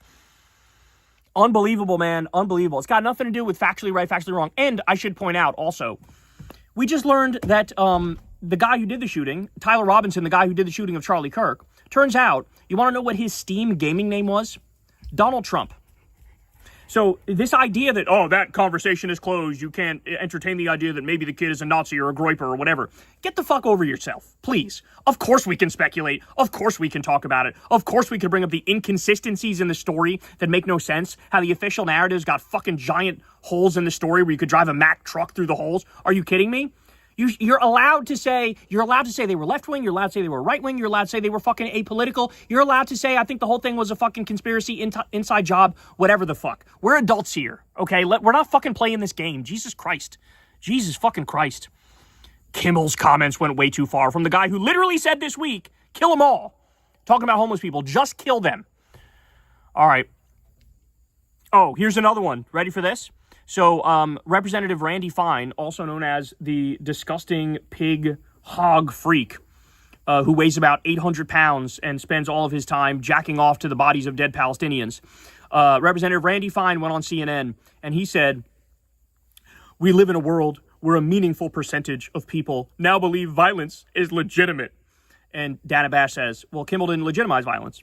And Fine says, "Those comments blaming MAGA for the death of Charlie Kirk." And Bash says, that's not what he said. And Fine says, "I gasped when I read it." So according to Randy Fine, it is unacceptable that we live in a world where a meaningful percentage of people now believe in political violence. That's what he says. He gasped when he read the mild comments from Jimmy Kimmel. You ready for this? Randy Fine is the guy who has now said multiple times in front of cameras, we should nuke Gaza. The guy who says we should treat Gaza like Hiroshima and Nagasaki and incinerate over 2 million people, that guy is outraged over a joke by a late-night comedian. I'm sorry, guys. Look, it's an unavoidable conclusion. These people are liars. These people are dishonest. These people are pathetic. These people don't give a fuck about telling the truth and being honest. They're in this for the game. They're in this for the sport. Me good, you bad. Right good, left bad. This is their fucking Neanderthal knuckle-dragging ass politics. Because again, we have somebody who literally called to nuke Gaza who said, "I can't believe people are okay with political violence." And when he says that, what he means is, God forbid, after Charlie Kirk died, you posted direct quotes of Charlie Kirk with no added commentary. Or you condemned the murder, but then said, "But I also disagree with him, and here's why." He says that's fucking unacceptable. You're part of the problem. I get to call for nuking Gaza. You, on the other hand, don't get to criticize, even in context, even condemning murder, Charlie Kirk. Hold on one sec. I gotta let Stinky in.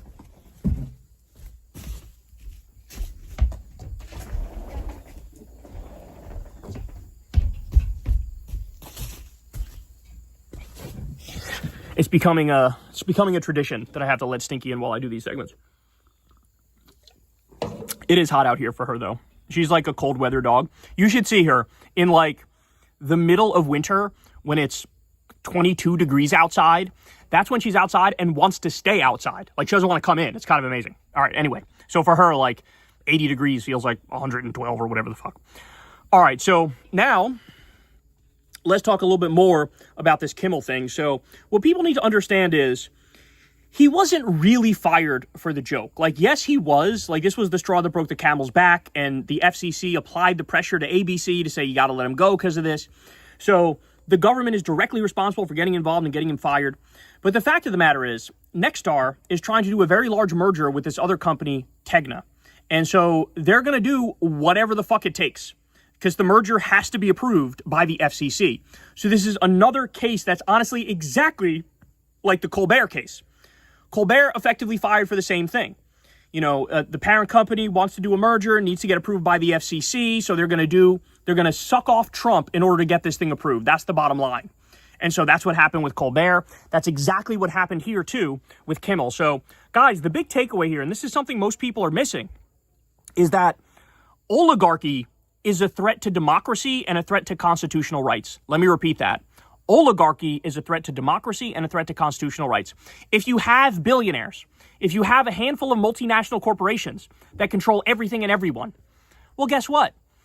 For dollars and cents, for profit, to get their way, they will do whatever to appease the king, appease the emperor, overlord, God. And so this is why It's like, oh, I don't give a fuck about the free speech of late night comedians. I don't give a if they want us to have wall to wall fucking Sean Hannity types on, we'll do that because all we care about is getting this merger approved and cashing in, bro. And so, as a direct result of the consolidation of the media and the FCC being able to determine, okay, we're going to approve this merger, we're going to approve that merger. Well, directly at the altar of that, we've now lost our rights. You know, the government is literally censoring people for their speech. So look, I would go as far as to say that I think Jimmy Kimmel would have a phenomenal case in court. But the fact of the matter is, clearly the network has no interest whatsoever in fighting for this. So it would have to be Jimmy Kimmel himself that takes up the case. And he's a wealthy guy, but is he wealthy enough to take on the entire fucking U.S. government and go through like a 7-year fucking court battle to try to get the conclusion where he knows he'll win? But then what? Like, okay, so you force your way back onto ABC after ABC becomes, you know, a Trump TV network or some shit. You know what I'm saying? Like, it's an amazing thing when you know substantively and factually you're correct and legally you're correct, but it doesn't matter. Right? It doesn't matter because the whole process is too arduous to go through to come out the other end and be fucking vindicated. Right? So I'm telling you, man, it was a fucking mistake to ever allow the consolidation of the media like this. In fact, that's one of those things you should be blaming Bill Clinton for. Bill Clinton signed the law that allowed the consolidation of media. It used to be like 50 big media companies, or medium-sized, I guess you can say. Now we're down to 5 big media companies that control everything, and they're trying to further merge, right? So it's all about dollars, it's all about cents, it's all about profit. And the billionaires will do anything and everything to appease the president in order to get what they want. And that means sacrifice everything else at the altar of that. Fuck free speech. Who gives a fuck about free speech? This is how they're thinking. That's how they're thinking. All right. So Trump, realizing that he got a scalp here, he took a bit of a victory lap.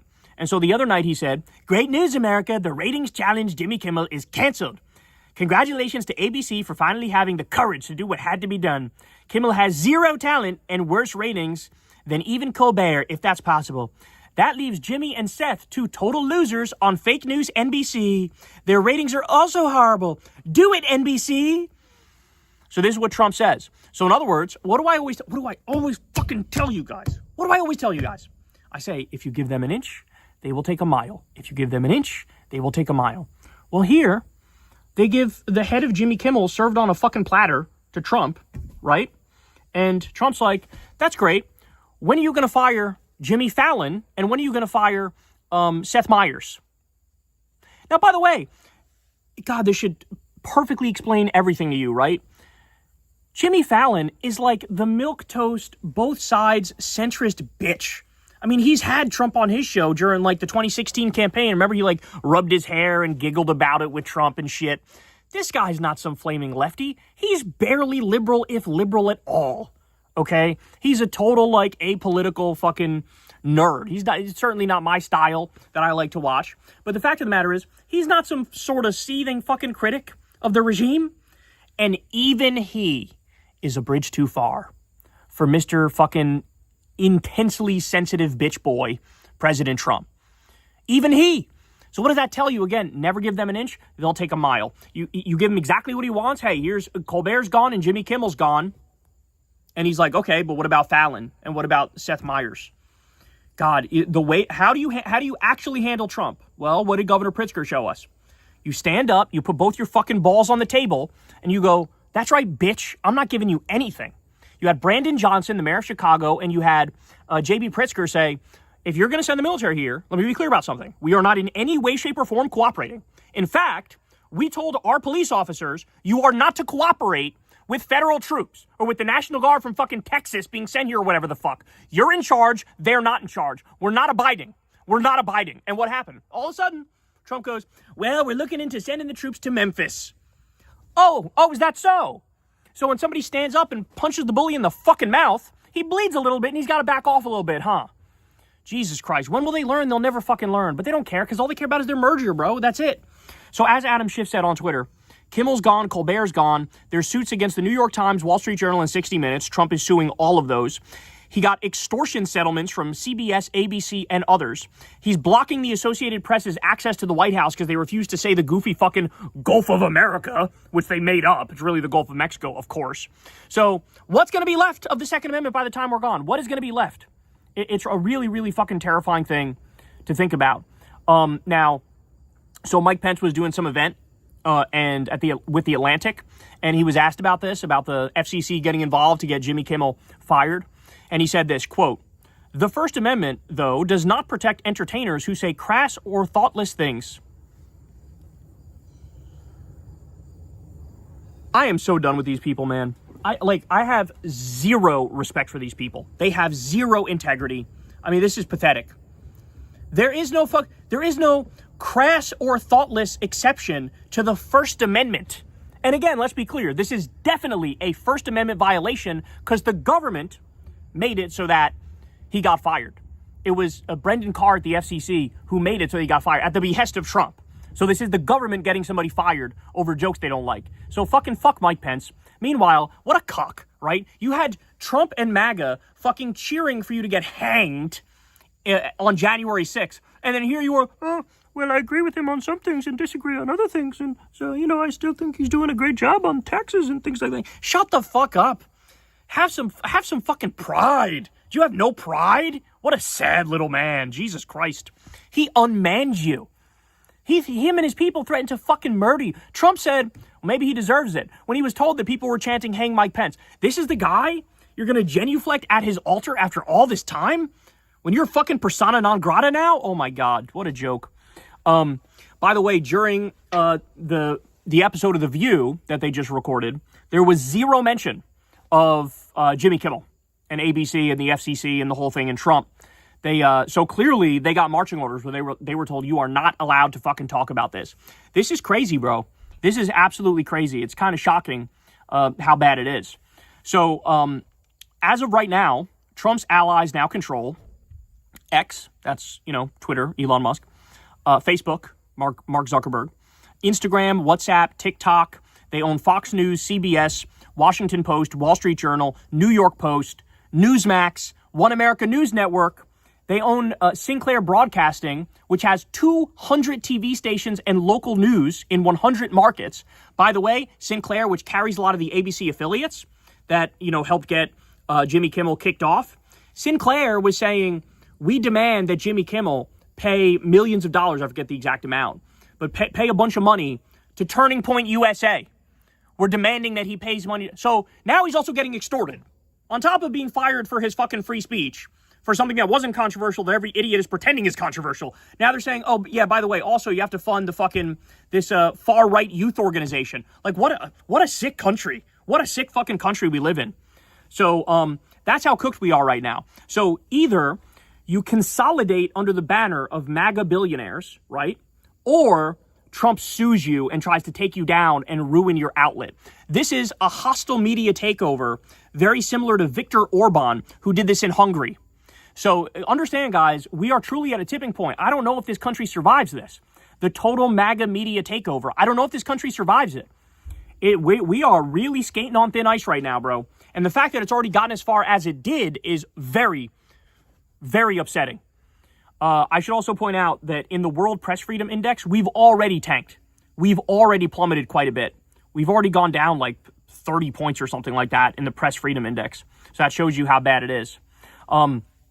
Now, on that same topic, and I think I alluded to this earlier, but TikTok is reportedly escalating a sweeping crackdown on pro-Palestine creators. So according to Dropsite News, they're deleting videos, scrubbing comments, burying posts about Gaza.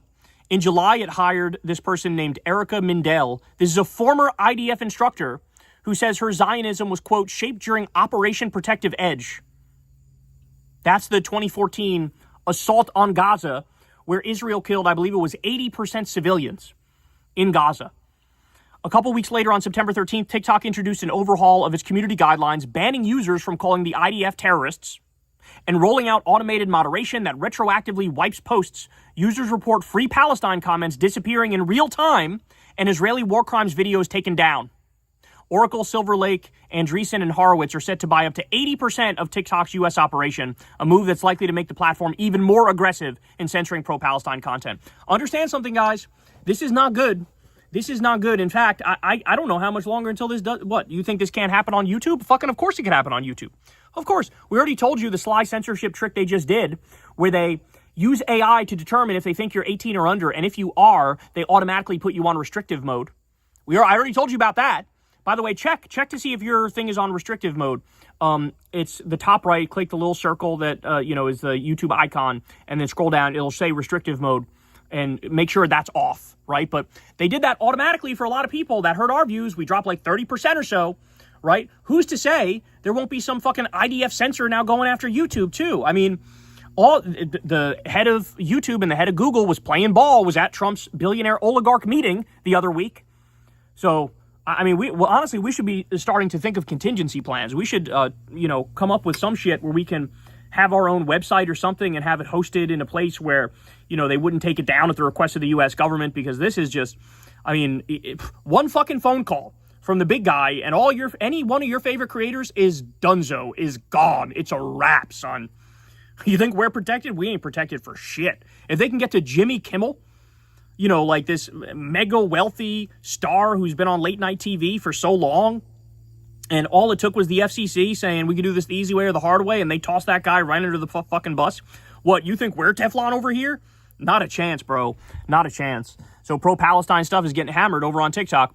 All right. We also have this. You want to talk about disturbing. So this is from NBC News. Pentagon leaders are considering a recruiting campaign centered around Charlie Kirk. Possible slogans discussed include, Charlie has awakened a generation of warriors, and there's talk of using TPUSA chapters as recruitment centers. So the reason why this is so disturbing and completely and utterly unacceptable is this is yet another clear attempt to politicize the military. So in other words, what they're saying here is, we really only want far-right conservatives in the military. This way, when Trump orders you to do some wildly illegal or unethical things and invade liberal cities, for example, like he's been doing, nobody fucking talks back. Nobody disagrees. Nobody resigns. Nobody makes a big stink over it. They say, yeah, we'll do whatever the fuck you want, boss. That's what this is. So trying to use Charlie Kirk for recruitment, they're treating him like a martyr. They're using him as a martyr. It's very, very disturbing, man. It really is. All right, more. I should point this out about Brendan Carr, the head of the FCC. This is the sort of stuff he was saying before he became Trump's head of the FCC. In 2019, he said the following. Should the government censor speech it doesn't like? Of course not. The FCC does not have a roving mandate to police speech in the name of the public interest. He said that in 2019, bro. Here's one from 2022. President Biden is right. Political satire is one of the oldest and most important forms of free speech. It challenges those in power while using humor to draw more people into the discussion.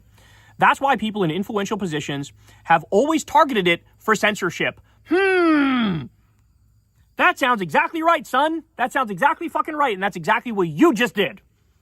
Unbelievable. And now he's posting fucking epic memes about Jimmy Kimmel getting fired. He's like fucking giggling and laughing about it. Mr. Free speech is so important. I'm going to protect free speech anyway. We do this the easy way or the hard way. You going to fire this guy or what? What are you going to do? You better fucking do it. You better do it. Unbelievable. Guys, these people, I want you to understand something. They have zero values, zero principles. They believe in nothing. This guy is a hired hitman for Trump. He's a hired hitman for Trump. And if he ever believed in anything, he certainly doesn't anymore. J.D. Vance also, another great example. So he said, quote, our own government encouraged private companies to silence people. Under Donald Trump's leadership, we may disagree with your views, but we will fight to defend your right to offer it in the public square. You literally couldn't make this stuff up. You literally couldn't make this stuff up. So failed drag queen J.D. Vance, humiliating himself, doing the exact opposite of what he said his position was. I like the I've Had It ladies, the I've Had It podcast ladies. They call him Lil Smokey Eye. That's it. The failed drag queen, Lil Smokey Eye. Loved free speech. Oh, I'm all about free speech. I'm all about jokes. I'm all about comedy. We would never pressure anybody. We're the government. We would never do that because we believe in free speech. Oh, what's that? Jimmy Kimmel said something that wasn't even controversial, but it included Charlie Kirk in it. Well, I guess we're going to have to go ahead and ban him. Unbelievable. Trump himself, ready? This is when he was celebrating 100 days of his second term. He said the following, quote, I banned all government censorship and restored free speech. Unfucking real. Unreal. Unreal. Now, meanwhile, you all know the laundry list of shit that he fucking did. You all know he's been threatening to de-license news outlets he doesn't like. that he sued Bill Maher over a joke for $5 million before he was president, that he said we need to open up the libel laws. We got to open up those libel laws. He wanted journalists arrested for reporting on the Supreme Court. Remember that? I mean, this guy's always, he wants to put you in prison for a year if you burn the American flag, which is literally protected by the Supreme Court as free speech in the 1980s, they said. This counts as free speech. He doesn't care.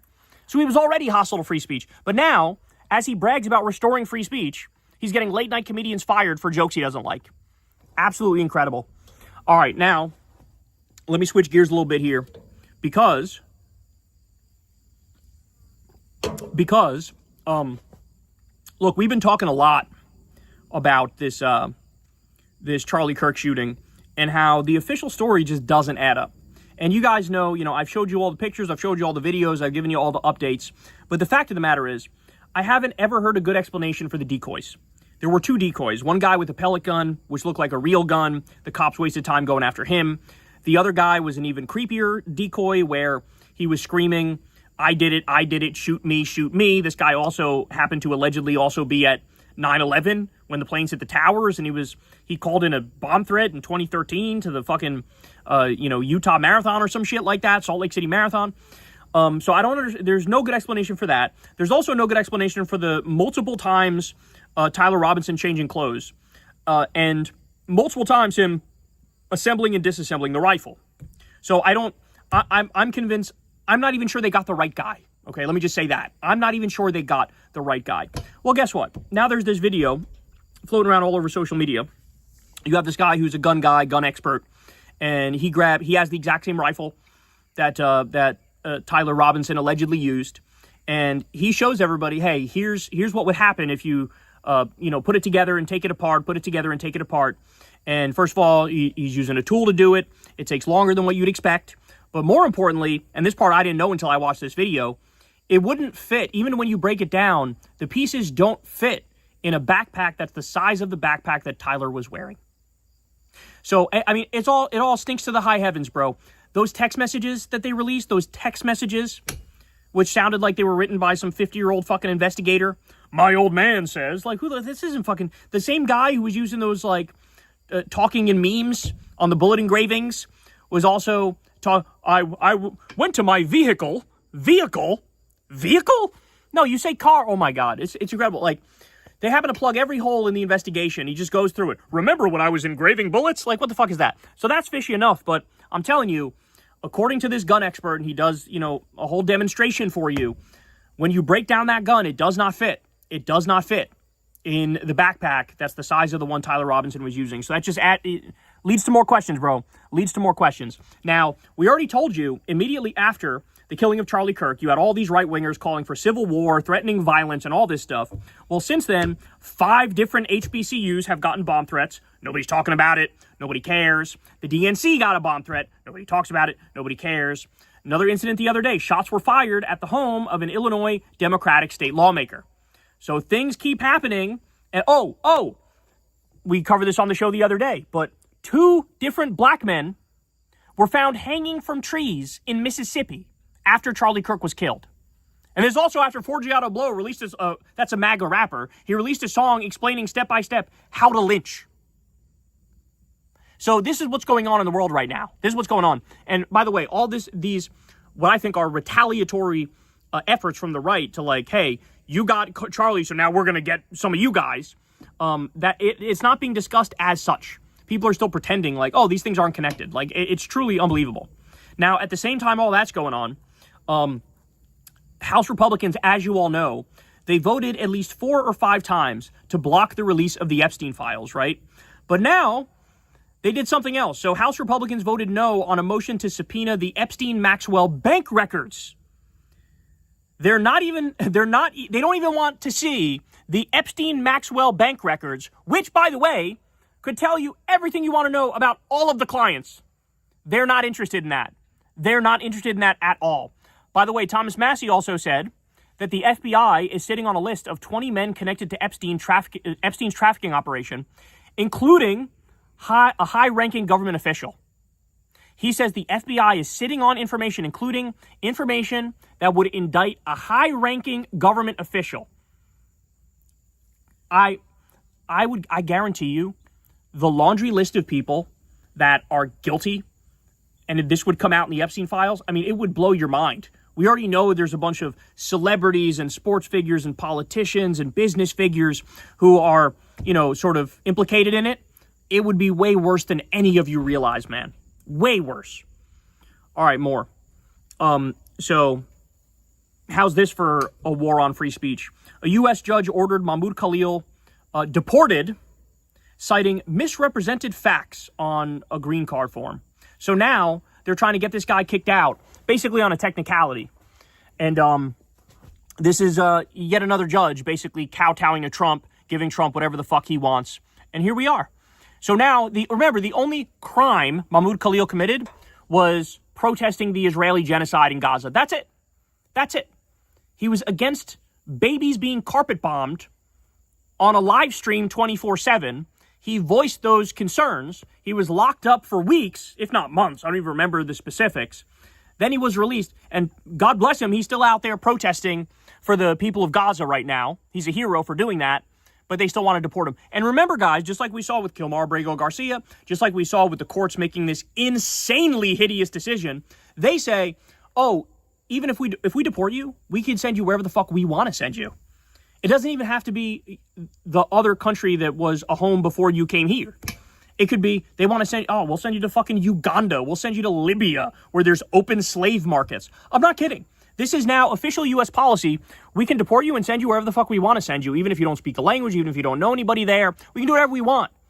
And so now, Lord only knows where Mahmoud Khalil will be sent. But he committed the crime of criticizing Israel. And now they're trying to ruin his life over that. That's what they're doing. All right, so this actually just happened about an hour before I pressed record on this video, but the U.S. House voted on a resolution to honor Charlie Kirk. Every Republican voted for it, and 95 Democrats voted for it as well, which means 58 voted against it. The majority of Democrats voted against it. 58 voted no on it, 38 voted present, and then I guess 22 were no votes.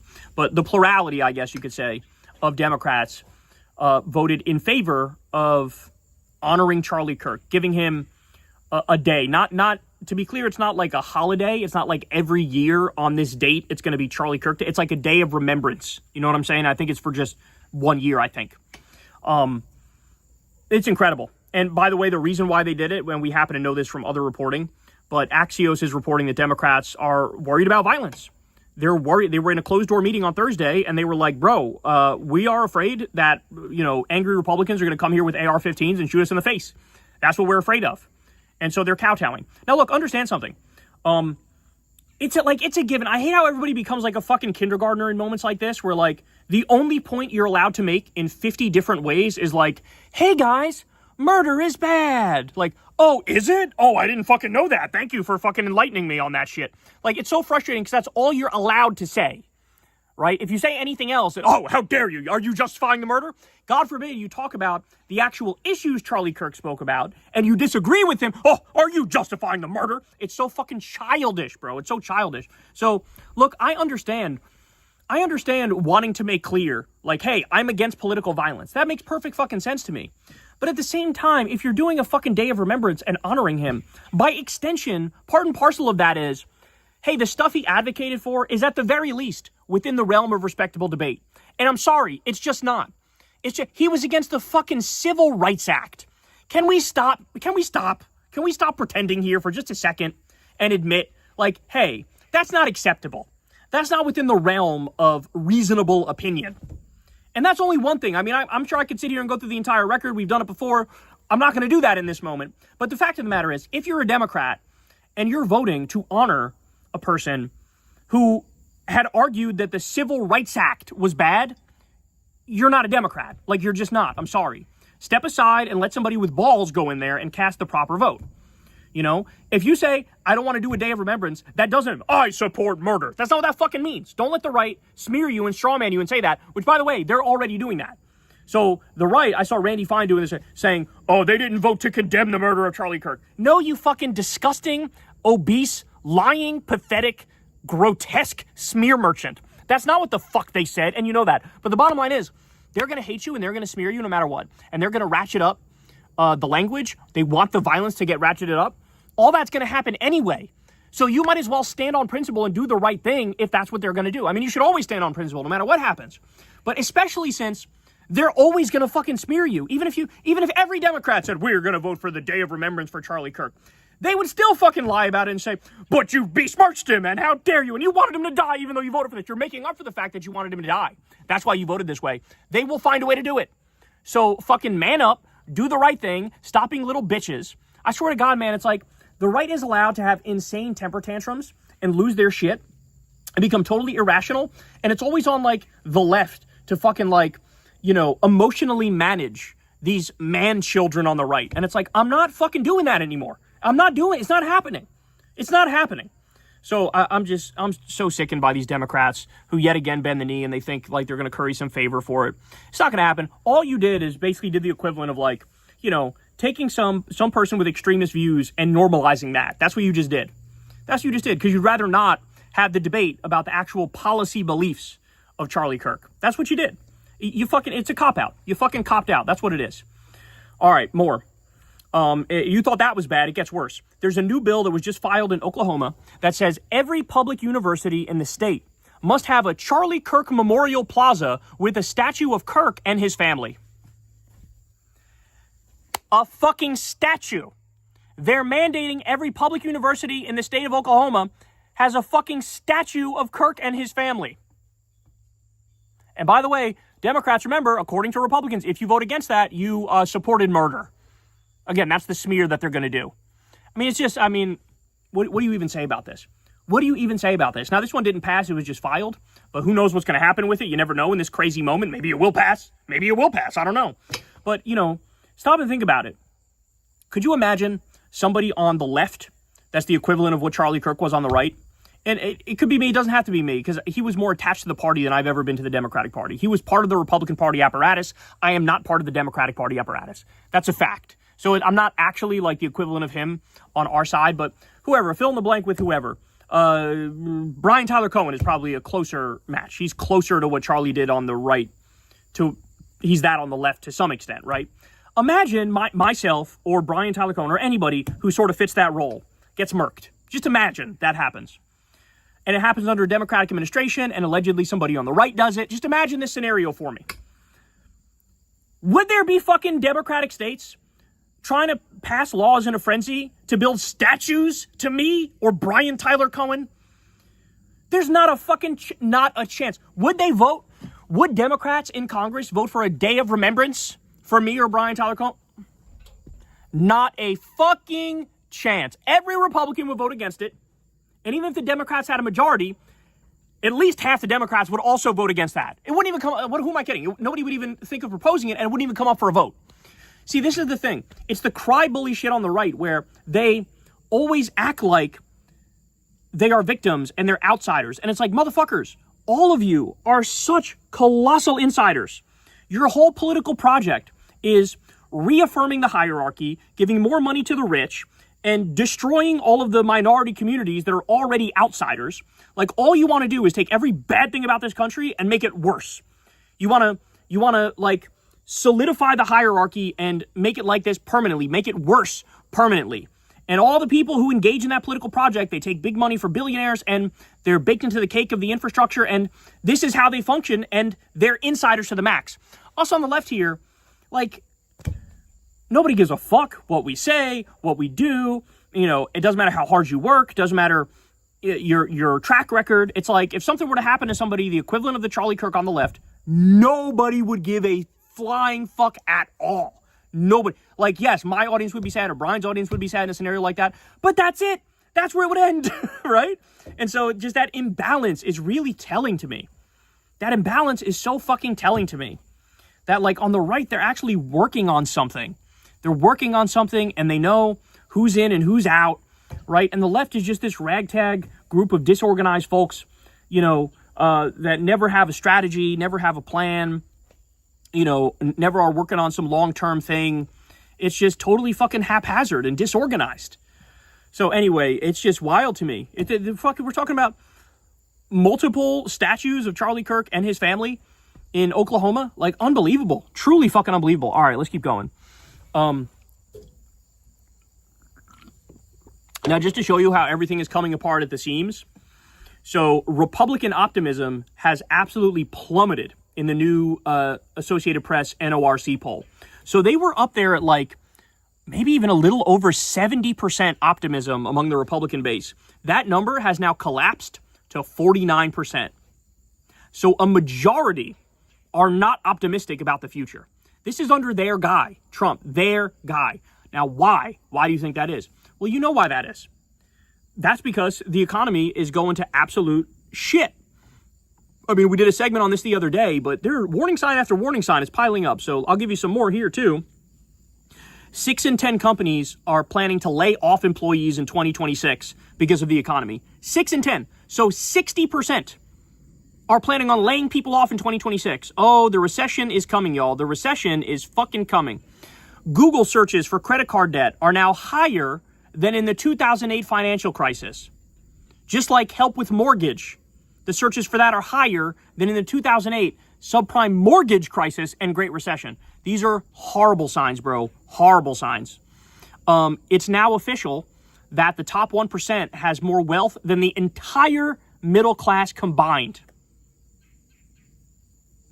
This is why even Republicans are going, I'm not feeling very optimistic about the future. This is why, right here. Just absolutely incredible stuff. So Trump's approval is at like 37, 38%. It's only going to get worse now. It's only going to get worse. And then when it gets worse, he's going to get more authoritarian and more extreme. So everybody, I'm just telling you, be ready, be prepared to deal with that, because as bad as it's been, it's going to get even worse. Our rights are going to be directly under attack. All right. Now, let's talk a little bit about Gaza. So over 400 artists and indie labels have removed their music from Israel as part of a plan to basically try to cut off all the music in Israel to make them stop the genocide. It's called No Music for Genocide movement. And so, like I said, 400 artists and indie labels did it. Look, this is one of those things where the idea sounds silly at first, because it's like, really, you just cut off the music and like that'll be... But I don't know, it's respectable, and also if you get enough people to sign on to it, it might have some impact. In the same way that like a handful of countries cutting off economic ties with Israel might not do much, but if every single country, if you take an action and universalize it, and every single country did that, then it would have an effect. It would have an effect if the entire world said, you know what, we're done, we're not trading with you anymore, full embargo, you're on your own. That would have an effect. I think it would. So, yeah, that's a shout out to those artists. I respect it. I should also point out, how's this for disgusting? The United States vetoed a UN Security Council resolution that demanded an immediate Gaza ceasefire, despite it being tied to hostage release. So the U.S. is vetoing an immediate Gaza ceasefire. This is the same week the UN concluded there's no ands, if, or buts about it. There's no gray area. There's no middle ground. The UN report said Israel is definitely committing genocide. The U.S. looked at that and said, even giving that fact, we're going to veto an immediate Gaza ceasefire. Incredible. And again, even though all these ceasefires say you have to release all the hostages, every single one says that. So they're against both releasing the hostages and against having a ceasefire when it's been proven Israel is doing a genocide. I'm sorry, they all belong in the fucking Hague. Every single one of these people belongs in the fucking Hague. Every single one. All right, we're almost done here, guys, but let me point this out. This one makes me want to fucking put my nuts in a waffle iron. But Semaphore is reporting that Vivek Ramaswamy got a Teamsters endorsement. He got a fucking Teamsters endorsement, bro. I forgot. What's he running for? Is it governor or Senate? He's running for governor of Ohio. Okay. Now, look, Ohio's a red state pretty solidly. It's like a +8 red state or something like that. So, you know, it's likely to go red, but at the same time, I mean, Republicans are doing everything they possibly can to fuck themselves, where Democrats will probably have a good year. So we'll see. But the fact that he got a Teamsters endorsement, let me say something to you guys, man. The Teamsters are a fucking disgrace.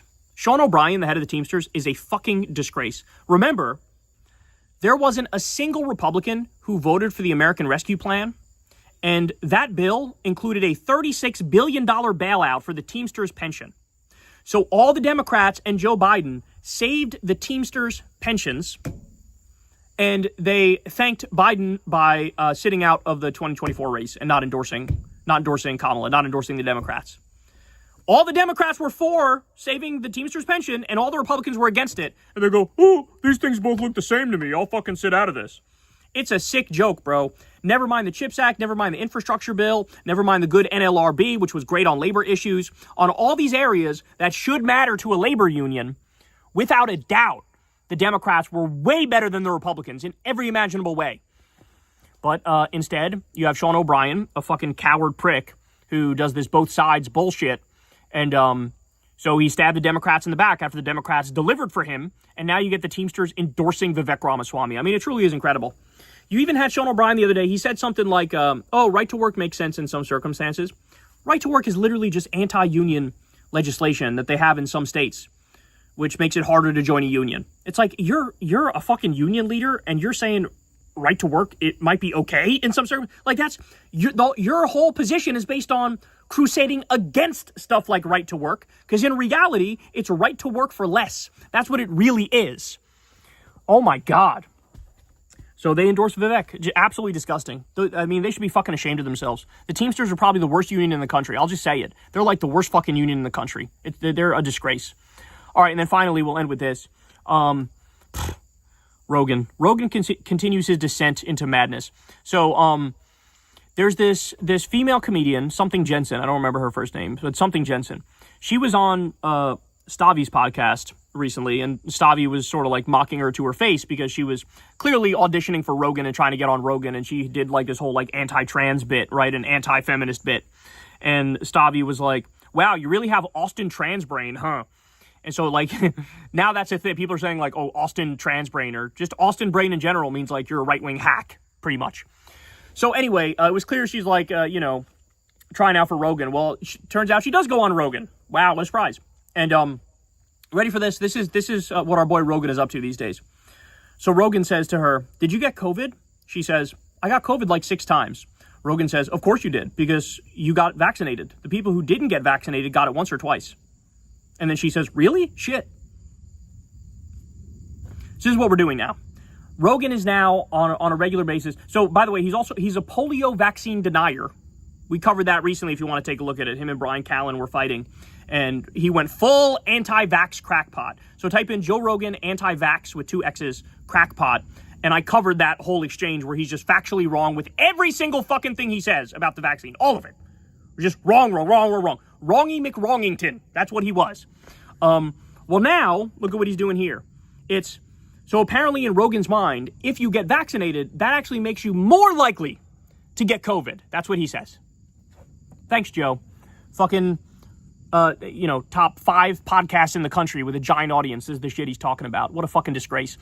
Hey, Joe, are you going to come out here and do like 78 hours straight on how Republicans are anti-free speech and they hate the First Amendment and they're a threat to the country, and that now the right are the woke ones who do cancel culture all day and every day? Are you going to do that? Are you going to do that? Or are you going to say what you said before the election? Oh, if Kamala and Tim Walz get in there, free speech is going to be threatened. I'm not kidding. There was some headline that I tweeted, and, I saw that people were sharing was, he said something to that effect that like, oh, the Democrats will be a threat to free speech. Tim Walz and Kamala Harris will be. And here we are. Here we fucking are. Now you have Trump's FCC saying we do this the easy way or the hard way, basically bullying ABC that you have to fire a late night comedian because we don't like his jokes. He makes fun of the president too much. And then the president goes out there and get rid of Fallon next, get rid of Seth Meyers next. Is Rogan going to do 78 hours on this and fucking whine and cry and bitch and moan and say, hey, these motherfuckers are authoritarian. These motherfuckers are fascists. What the fuck? I thought you were the pro-free speech people. Here's my guess. Ready? To try to maintain some semblance of independence or, being above the fray and apolitical, he'll probably do a very tepid, like, I don't agree with what they did to Jimmy Kimmel, man. He's just making jokes, bro. That's all. But then that'll be basically the extent of it. It won't be, I'm going to call out Brendan Carr at the FCC. It won't be, I'm going to call out Donald Trump directly. It won't be, hey, mea culpa, I was wrong. It turns out the right is way worse on free speech issues than the Democrats protect free speech way more. You're not going to get that. You're going to get a mild, tepid little, that's my prediction. Hear me now, quote me later. All right, so there you go, guys. By the way, Tim Dillon already did that shit, too. Tim Dillon was like, oh, I don't agree with this, but I also don't agree with murdering Charlie Kirk. Yeah, bitch, we know. Like, what is wrong with people? Honestly, what is wrong with people? What is wrong with you? You feel the need, while saying, hey, the president shouldn't be getting late night comedians fired for criticizing him, while doing that, you feel the need to say, oh, and also murder is wrong? They can't. Best case scenario you get from these freaks is both sides bullshit. They never just keep it real. They never just keep it real and say the fucking Republicans are ruining the country and Donald Trump is ruining the country. It's disgusting. It's fucking disgusting. So anyway, Tim Dillon argued, I'm against the firing of Jimmy Kimmel, but also I'm against the killing of Charlie Kirk. Nobody thought you were for it. And also something, both sides. Okay, whatever. That's the best you're going to get is the both sides shit. All right, there you go, guys. I love you all very much. I know this was a long video, but we had a lot of stuff to talk about. And I'll talk to you guys soon. Have a good one.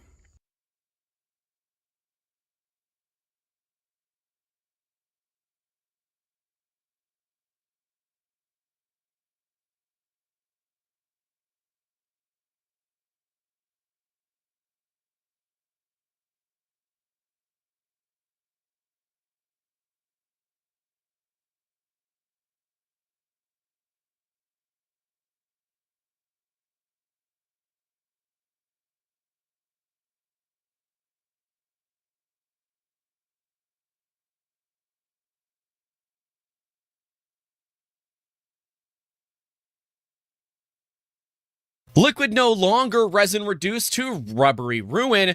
Filament flow fails, forming faint and foggy features, and the Centauri controversy. Elegoo cutting corners on code compliance. All this and more, Printfix Friday, episode 210. Let's get into it.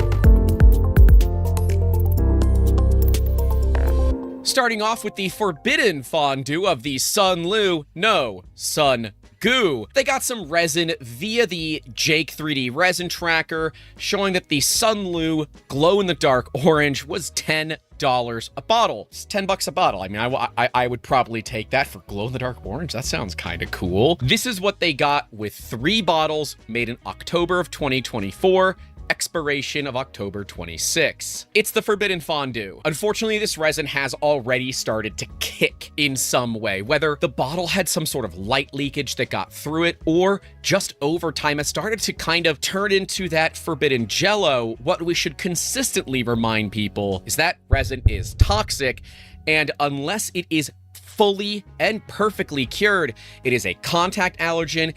It is hazardous to water as well as animals that live in the water, and the fumes that come off of it, the VOCs, can also be something that you are allergic to, and especially birds can be hypersensitive to. So please be careful with resin. There is, unfortunately, nothing you can really do about this. Once you've got the goo, you can't really ungooify the goo. But Amazon's taking care of them, completely replacing it, so this begs the question. I know exactly what I would do. I would pour this into like silicone brick mold or something and let it cure in the sun for a few days and turn it into a big glow-in-the-dark brick that I randomly replace on the walkway up to my house, because that would be funny. But what would you do with a bunch of useless 3D printer resin? There is nothing you can really do with it. I wouldn't even trust it for things like smoothing out filament printed parts, using as gap filler material. It's not worth it when it has already started to, I guess, congeal.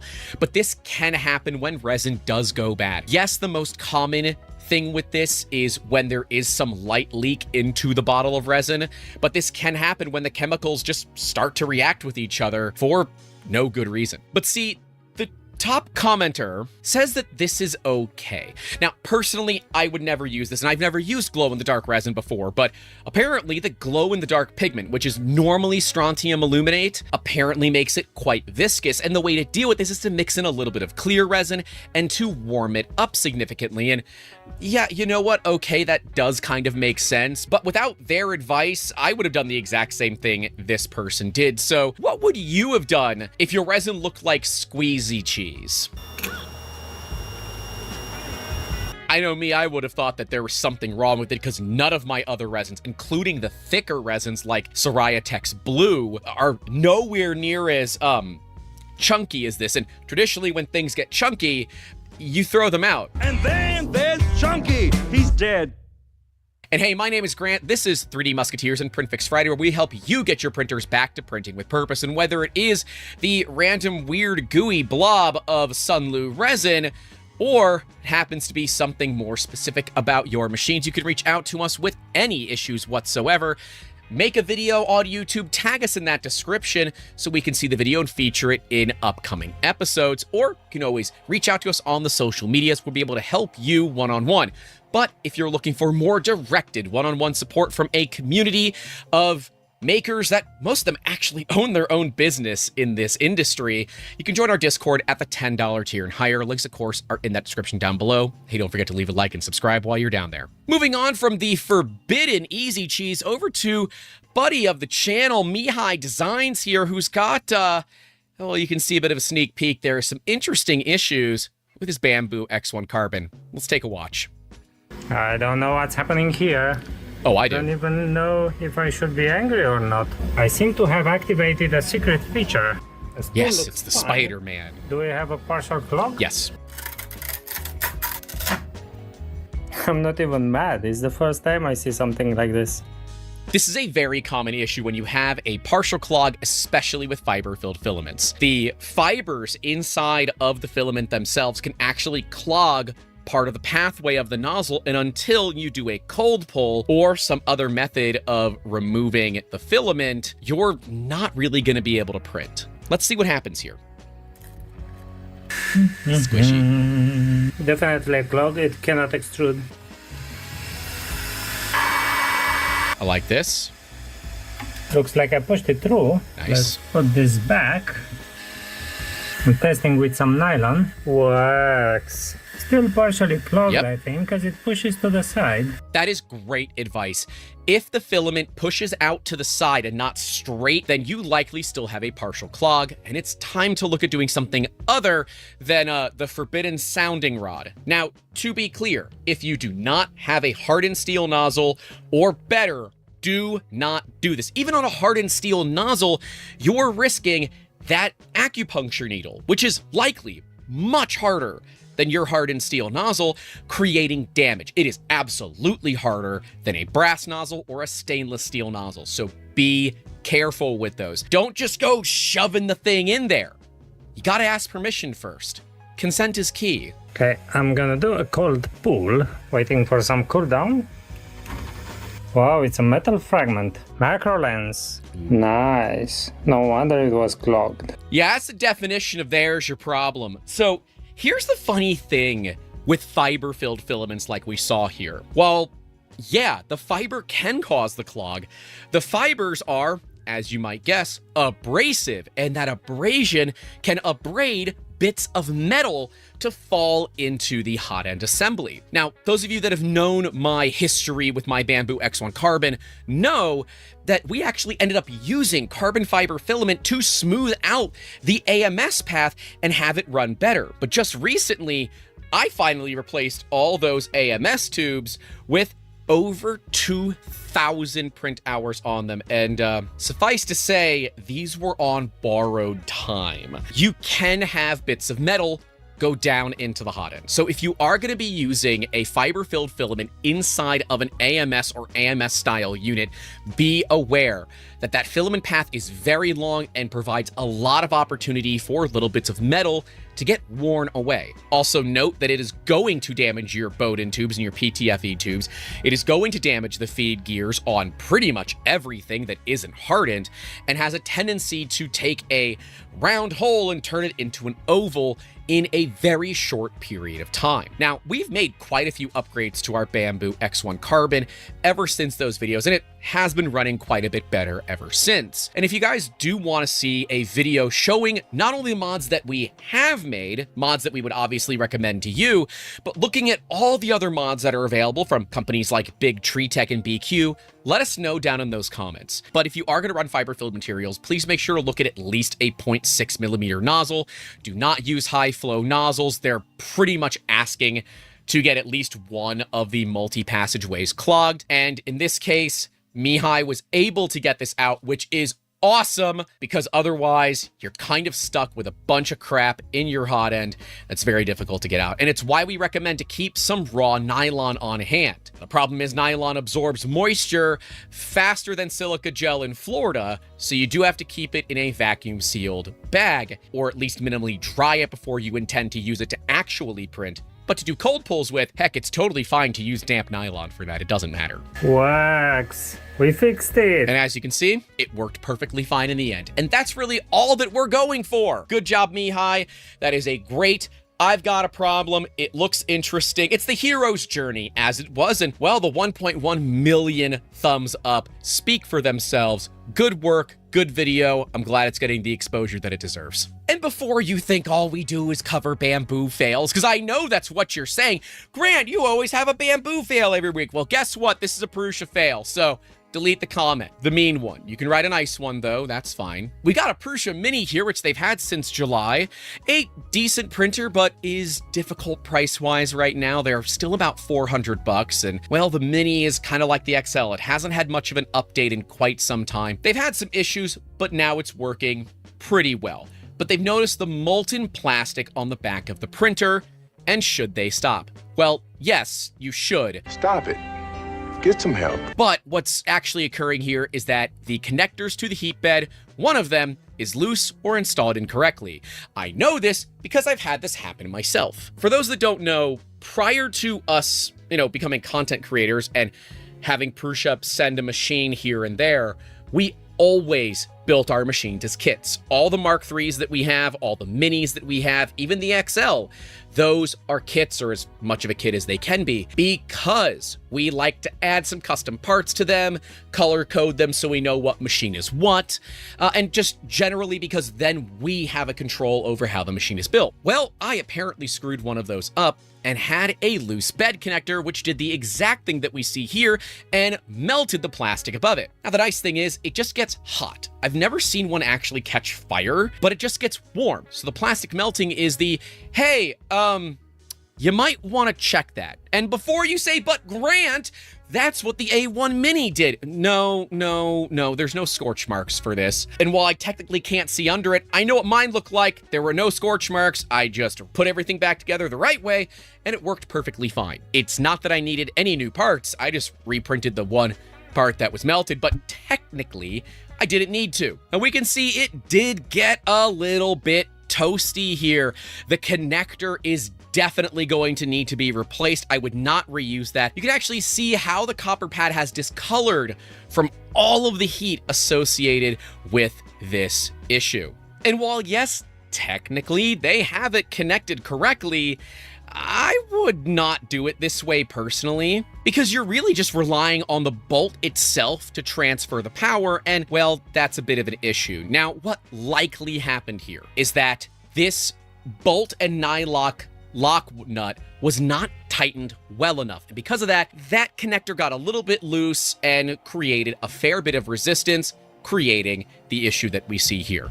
The heat bed appears to be fine to me. I would still run it. I've got heat beds that look way worse than I got heat beds where you can see the copper traces on them, which we do cover with clear nail polish. It's totally fine. It's been working for me for years. Take that advice at your own risk. I'm not responsible if you do dumb things. There's a little gray area in there, and that's where you operate. But the cool thing with the Mini being one of the later open source machines that Prusa produced, you can get some decent cable support systems that you can easily print out that make this issue considerably less of a real world problem. And yeah, just gonna go ahead and replace that whole cable.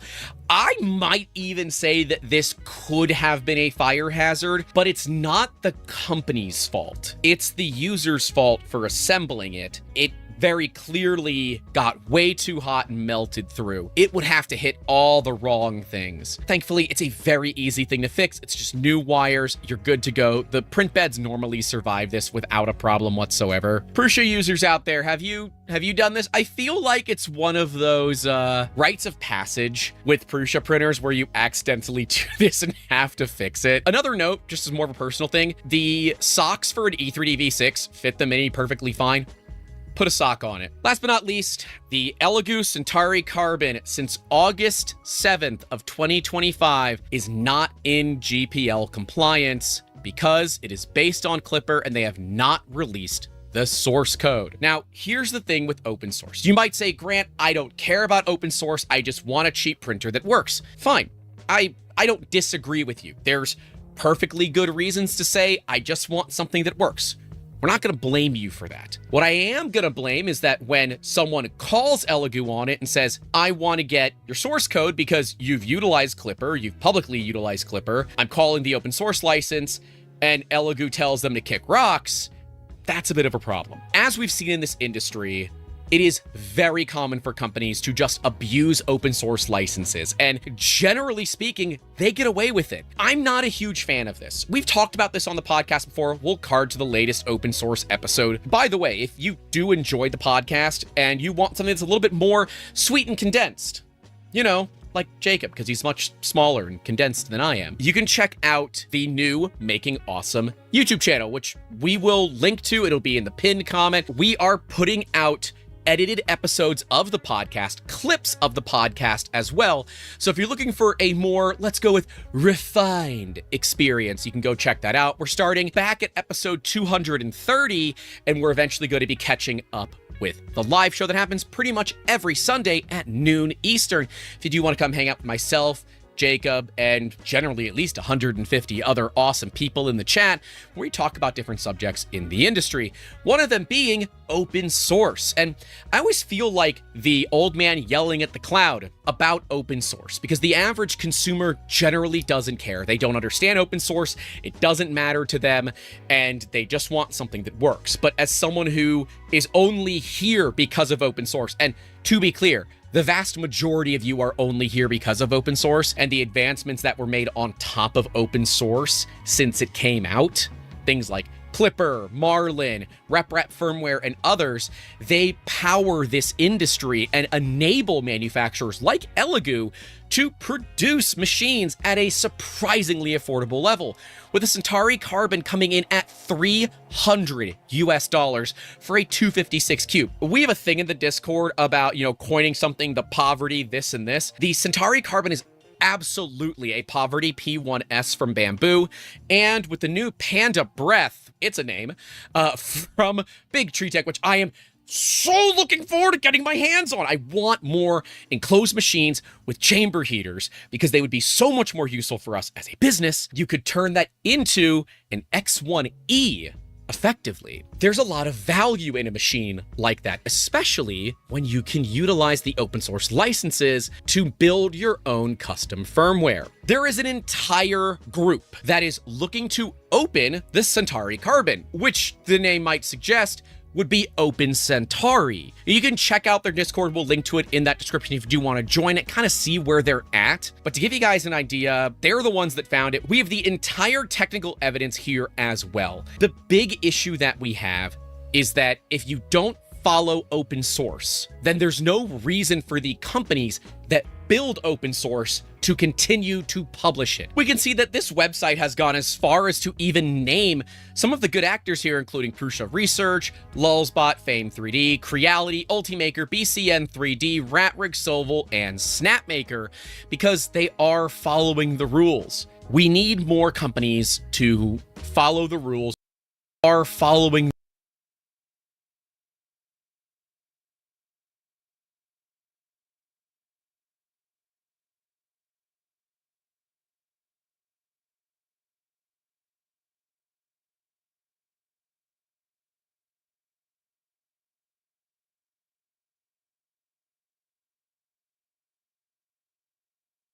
the rules. We need more companies to follow the rules when it comes to open source, and the ones that don't, to be called out for it. And as we can see from individuals in the community here, from people like Lamarck and Anna DevMiner saying, everyone, including Elegoo, is required to stick to licensing rules. It's clearly Clipper under the hood, so it has to be made available.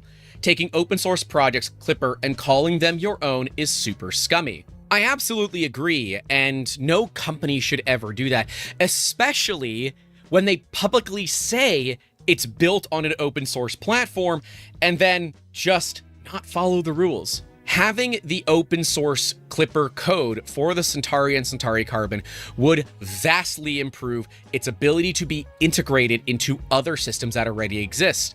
Things like the Panda Touch that's designed for like the P1S could easily work with something like the Centauri Carbon in theory if you could have access to its source code. Putting it onto systems like Home Assistant, all that would also be easier if you could run regular mainline Clipper. But it also enables, if there is a huge update to Clipper, for a custom build of the firmware to be released by community members that implements all of this, effectively absolving Elegoo of ever needing to do this in the first place.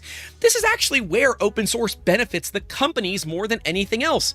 The community will do a lot of this work for you. All you have to do is just adopt it into your main tree and push it as a real release. We can see Brando753 says GPL compliance is simple. If you use GPL code, you must provide the modified source on request. If you cannot, you must not use GPL code. Providing binary blobs is not compliance. Next step, document refusal.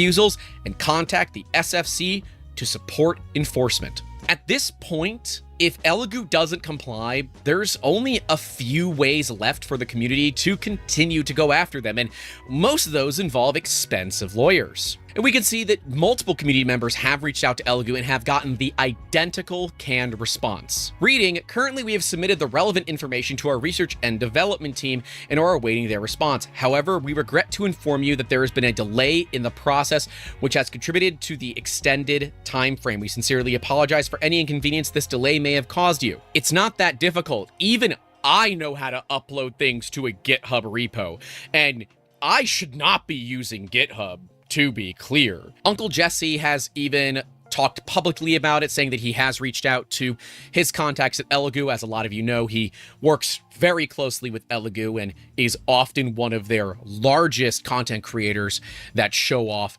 their machines. And he does a great job doing it. I love his content, and I hope to see him next week at 3D Printopia, where we hope to see you as well. We will be there at 3D Printopia the last year in Bel Air, Maryland. So if you are going to be there, come up, say hey. We might have some maker chips on us. Just saying, if you want to get some, and it's the only way to get them, is to come say hey to us. So come find us when we're not filming. We're always happy to have a chat as well. But what do you guys think about this? Do you care about open source? Is this that big of a deal to you? Or do you just not care? As long as your machine works, you're not really concerned about how the rest of it is handled. Love to know your thoughts. Me personally, I believe that open source is seeing less and less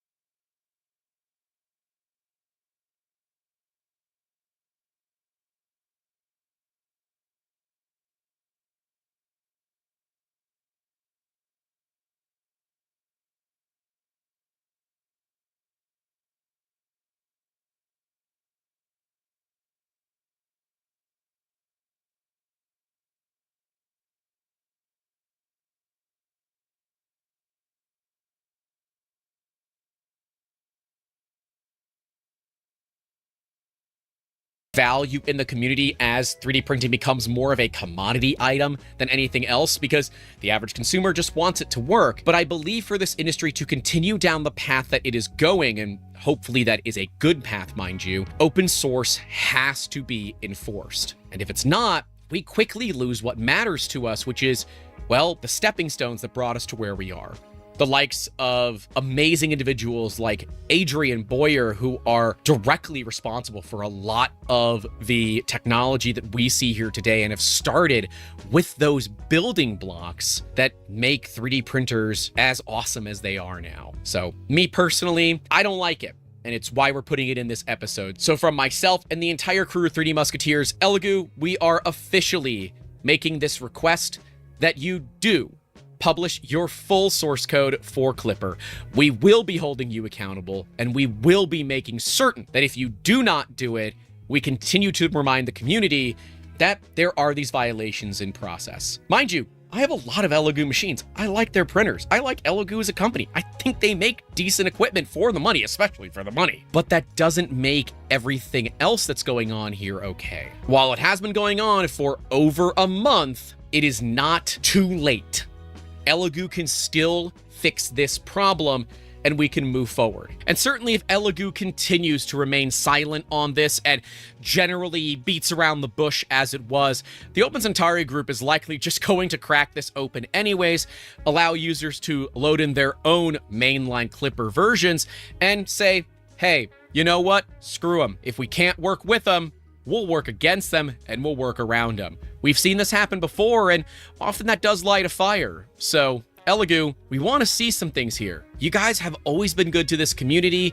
You've generally held open source very highly. It's time to continue that pledge. We'd greatly appreciate it. Just like we greatly appreciate the names listed right next to me at the $5 tier and higher. Remember, if you want to get your name listed in lights, sure. You could do so by joining at the links down below. I'd love to know your guys' thoughts all about this Centauri Carbon, open source, and all of that. I don't know. I feel like we could do an entire podcast on it, but I think at some point it's also kind of beating a dead horse. I don't know. Trying to ride a fine line there, obviously. That is all we have for you all today. Don't forget to leave a like and get subscribed, but stay safe out there. Don't forget to call your loved ones, and as always, keep making awesome. Have a good one. But hey, my name is Grant. This is 3D Musketeers Breakfast. And hey, my name is Grant.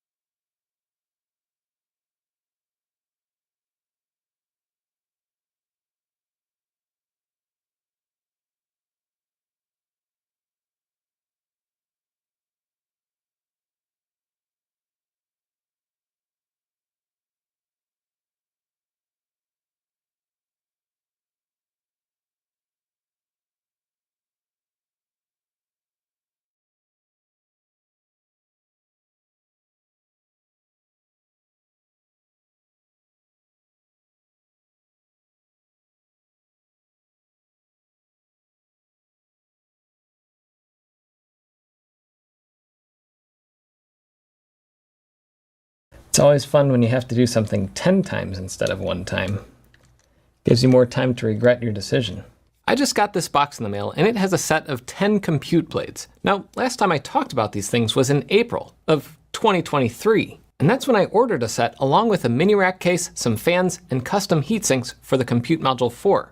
That whole bundle set me back about $1,000. Since that time, the Compute Module 5 came out, and more than 2 years have passed. And these custom heatsinks, they're useless on the newer Model Pi. And now there's a new kid on the block, this shorter Xerxes Pi. It does the same thing, just with a little different design philosophy, and for less than half the price of the Compute Blade. And guess what? It's on Kickstarter too.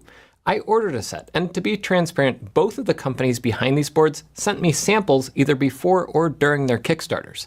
That's the reason I'm marking this video as sponsored, even though no money has ever exchanged hands, except for me paying $1,000 to Uptime Lab for the Compute Blades and $50 to Xerxes Pi, which I haven't gotten any blades back yet for. This video is a tale of two Kickstarters, two Pi clusters, and today I'm going to build the biggest Pi cluster I've ever owned, a $3,000 160 gigabyte of RAM Raspberry Pi cluster.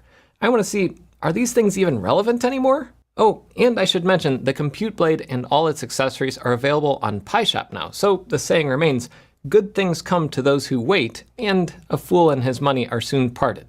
My goal today is pretty simple. I want to put together this 10-node Raspberry Pi cluster with, I bought 10 of these. This was probably an unwise decision for a purchase, but I bought 10 of these CM5016000, which is the 16 gigabyte of RAM Compute Module 5 with no Wi-Fi, I think, and no eMMC. So basically they're like the base model with the most RAM. So we're gonna put all these together, put together a 10-node Raspberry Pi 5 cluster, and see how it performs. I actually have an ulterior motive for this, and probably by the time you're watching this video, you'll know what that is, because that video will probably go up before this video. But yeah, here's, oh gosh. There's a lot of these heat sinks, which unfortunately I will not have any use for because I am gonna be running Compute Module 5s, and these are custom built for Compute Module 4. Here's some blades, and at the bottom,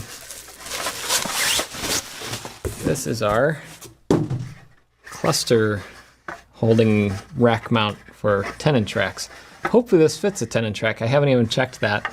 The Xerxes Pi is a much shorter board. You can see that there's a substantial difference right there. And yeah, so this one, the Xerxes Pi might fit your needs better if you need the compact space.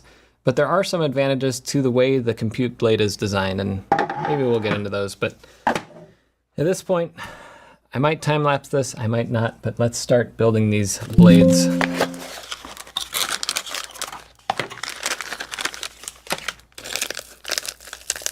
I guess for the first one, I won't time-lapse it. I'll let you see how this all goes in case you want to replicate the setup. And it looks like there's a bunch of stickers in here too. There's some fun little stickers.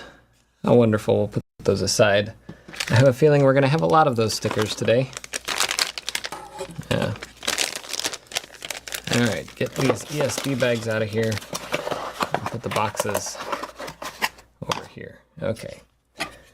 So there's probably directions for this somewhere, and I'm not going to look those up. I'm just going to assume that this guy is a pull tab for up here somewhere. But the question is, how does this go on? Okay, so the M.2 screw, there's like a little mount here.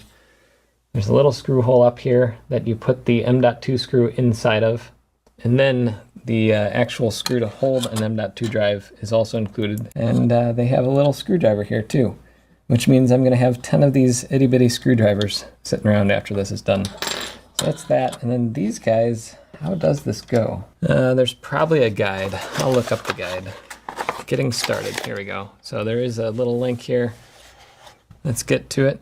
Okay, press them firmly together until they latch. Ow, okay, well, that's latched. Oh, I see. Okay, so this is like a little switch.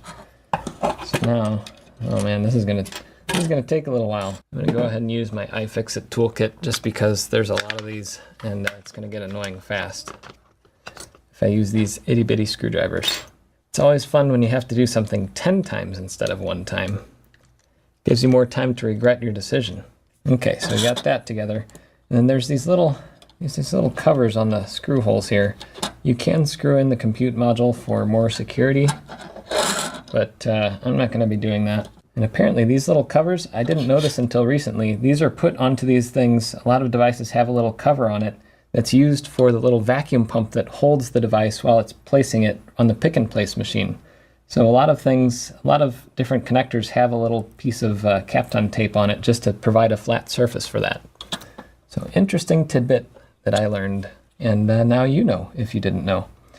Let's get out a compute module. There it is. This is an entire computer called, oh, that's upside down.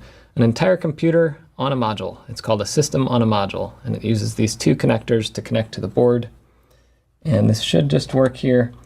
Now, I'm not going to use their heatsink.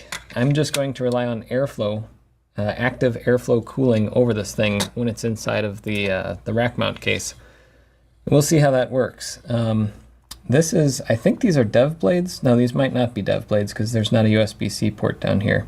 So when you're putting these together, you want to flash an operating system to either a micro SD card, which, oh gosh, I just realized I don't have SD card slots. So how am I going to boot this thing?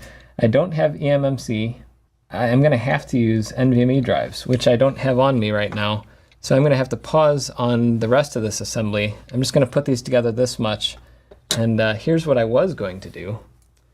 I was going to use this little bandolier of micro SD cards. You can see I used Raspberry Pi Imager and flashed blade 1 to blade 10 on these. And I was going to put these into the blades, but I realized I don't have the dev blades, and the dev blades have SD card slots. My blades don't. And I'm going to have to find some NVMe storage for this and flash it that way. NVMe storage is a lot more expensive, but it is more reliable. So if I'm going to run this cluster for more than a day, that's nice. Anyway, there's our first blade. I am not going to sit here and do this and make you watch the entire thing. So I'm going to go very fast and speed up and maybe even put in a little background music. We'll see.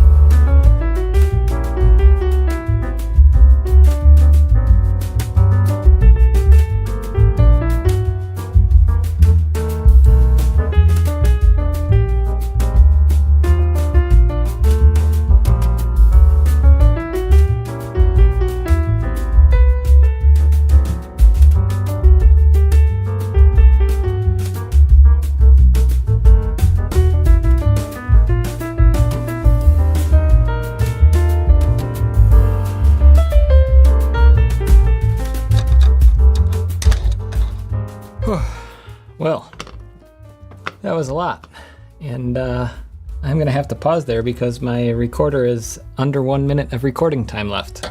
So I'll be right back.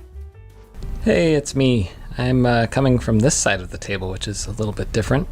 I got my pile of the compute blade boxes, pile of the compute module, well, there go those boxes, and there they are. They're all put together now.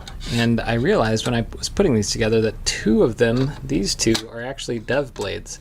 You can see the difference is that it has a few more features on it. It has like a TPM module, it has a USB-C port for programming, it has the SD card slot, which I thought that I had on all of these, but I do not.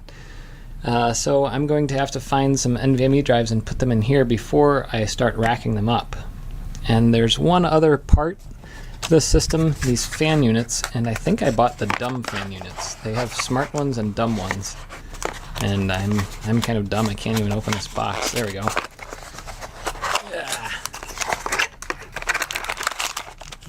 There. There's PCB. There's a space on this PCB on the other side for a little Raspberry Pi RP2040 microcontroller for smart fan control. But this one is just the one that gives power to the fan. And these are the fans, they're Noctua.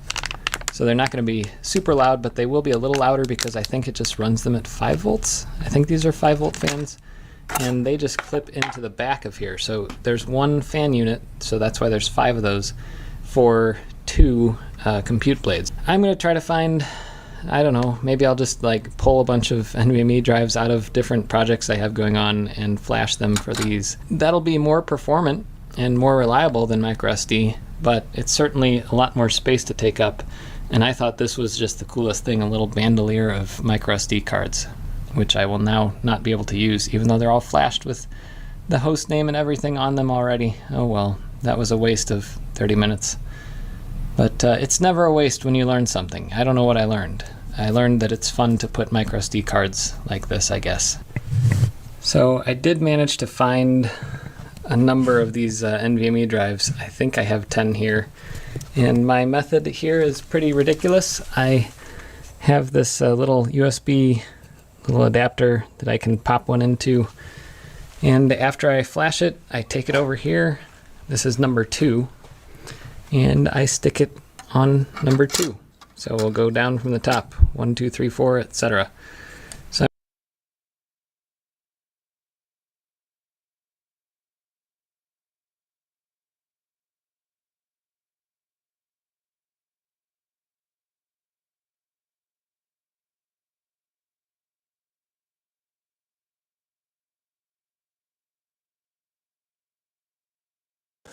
With the new generation of SMD magazines almost ready, I'm left with one big problem.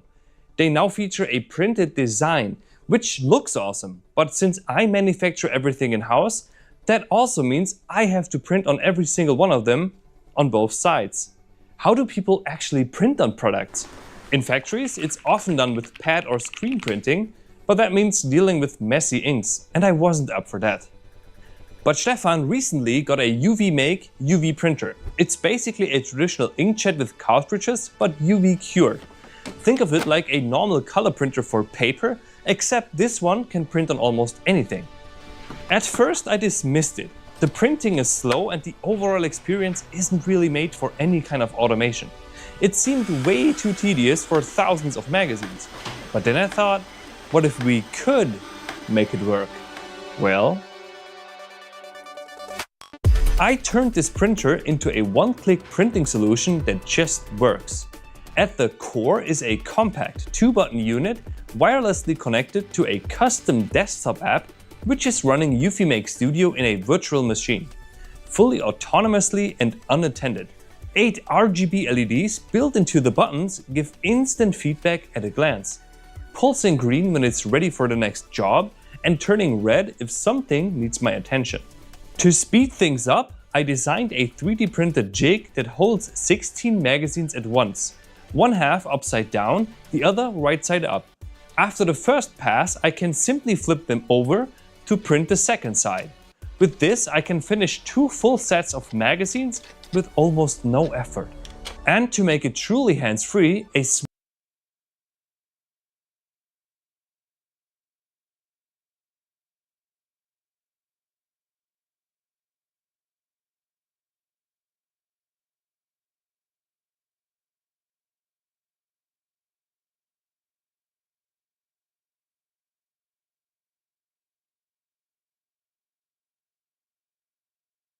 small servo presses the start button at just the right moment, turning the whole process into a fully automatic printing workflow.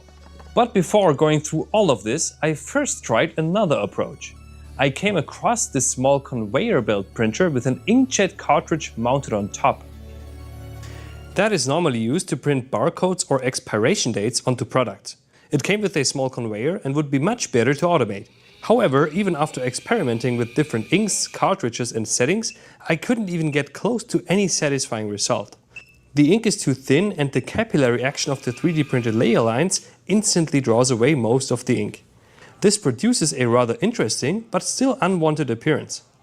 We treated the surfaces before printing and even preheated the parts so they would dry faster.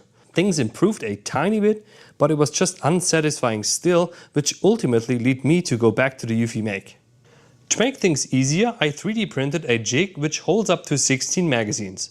The jig itself is already an improvement, as manually positioning the magazines on the tray is just painful.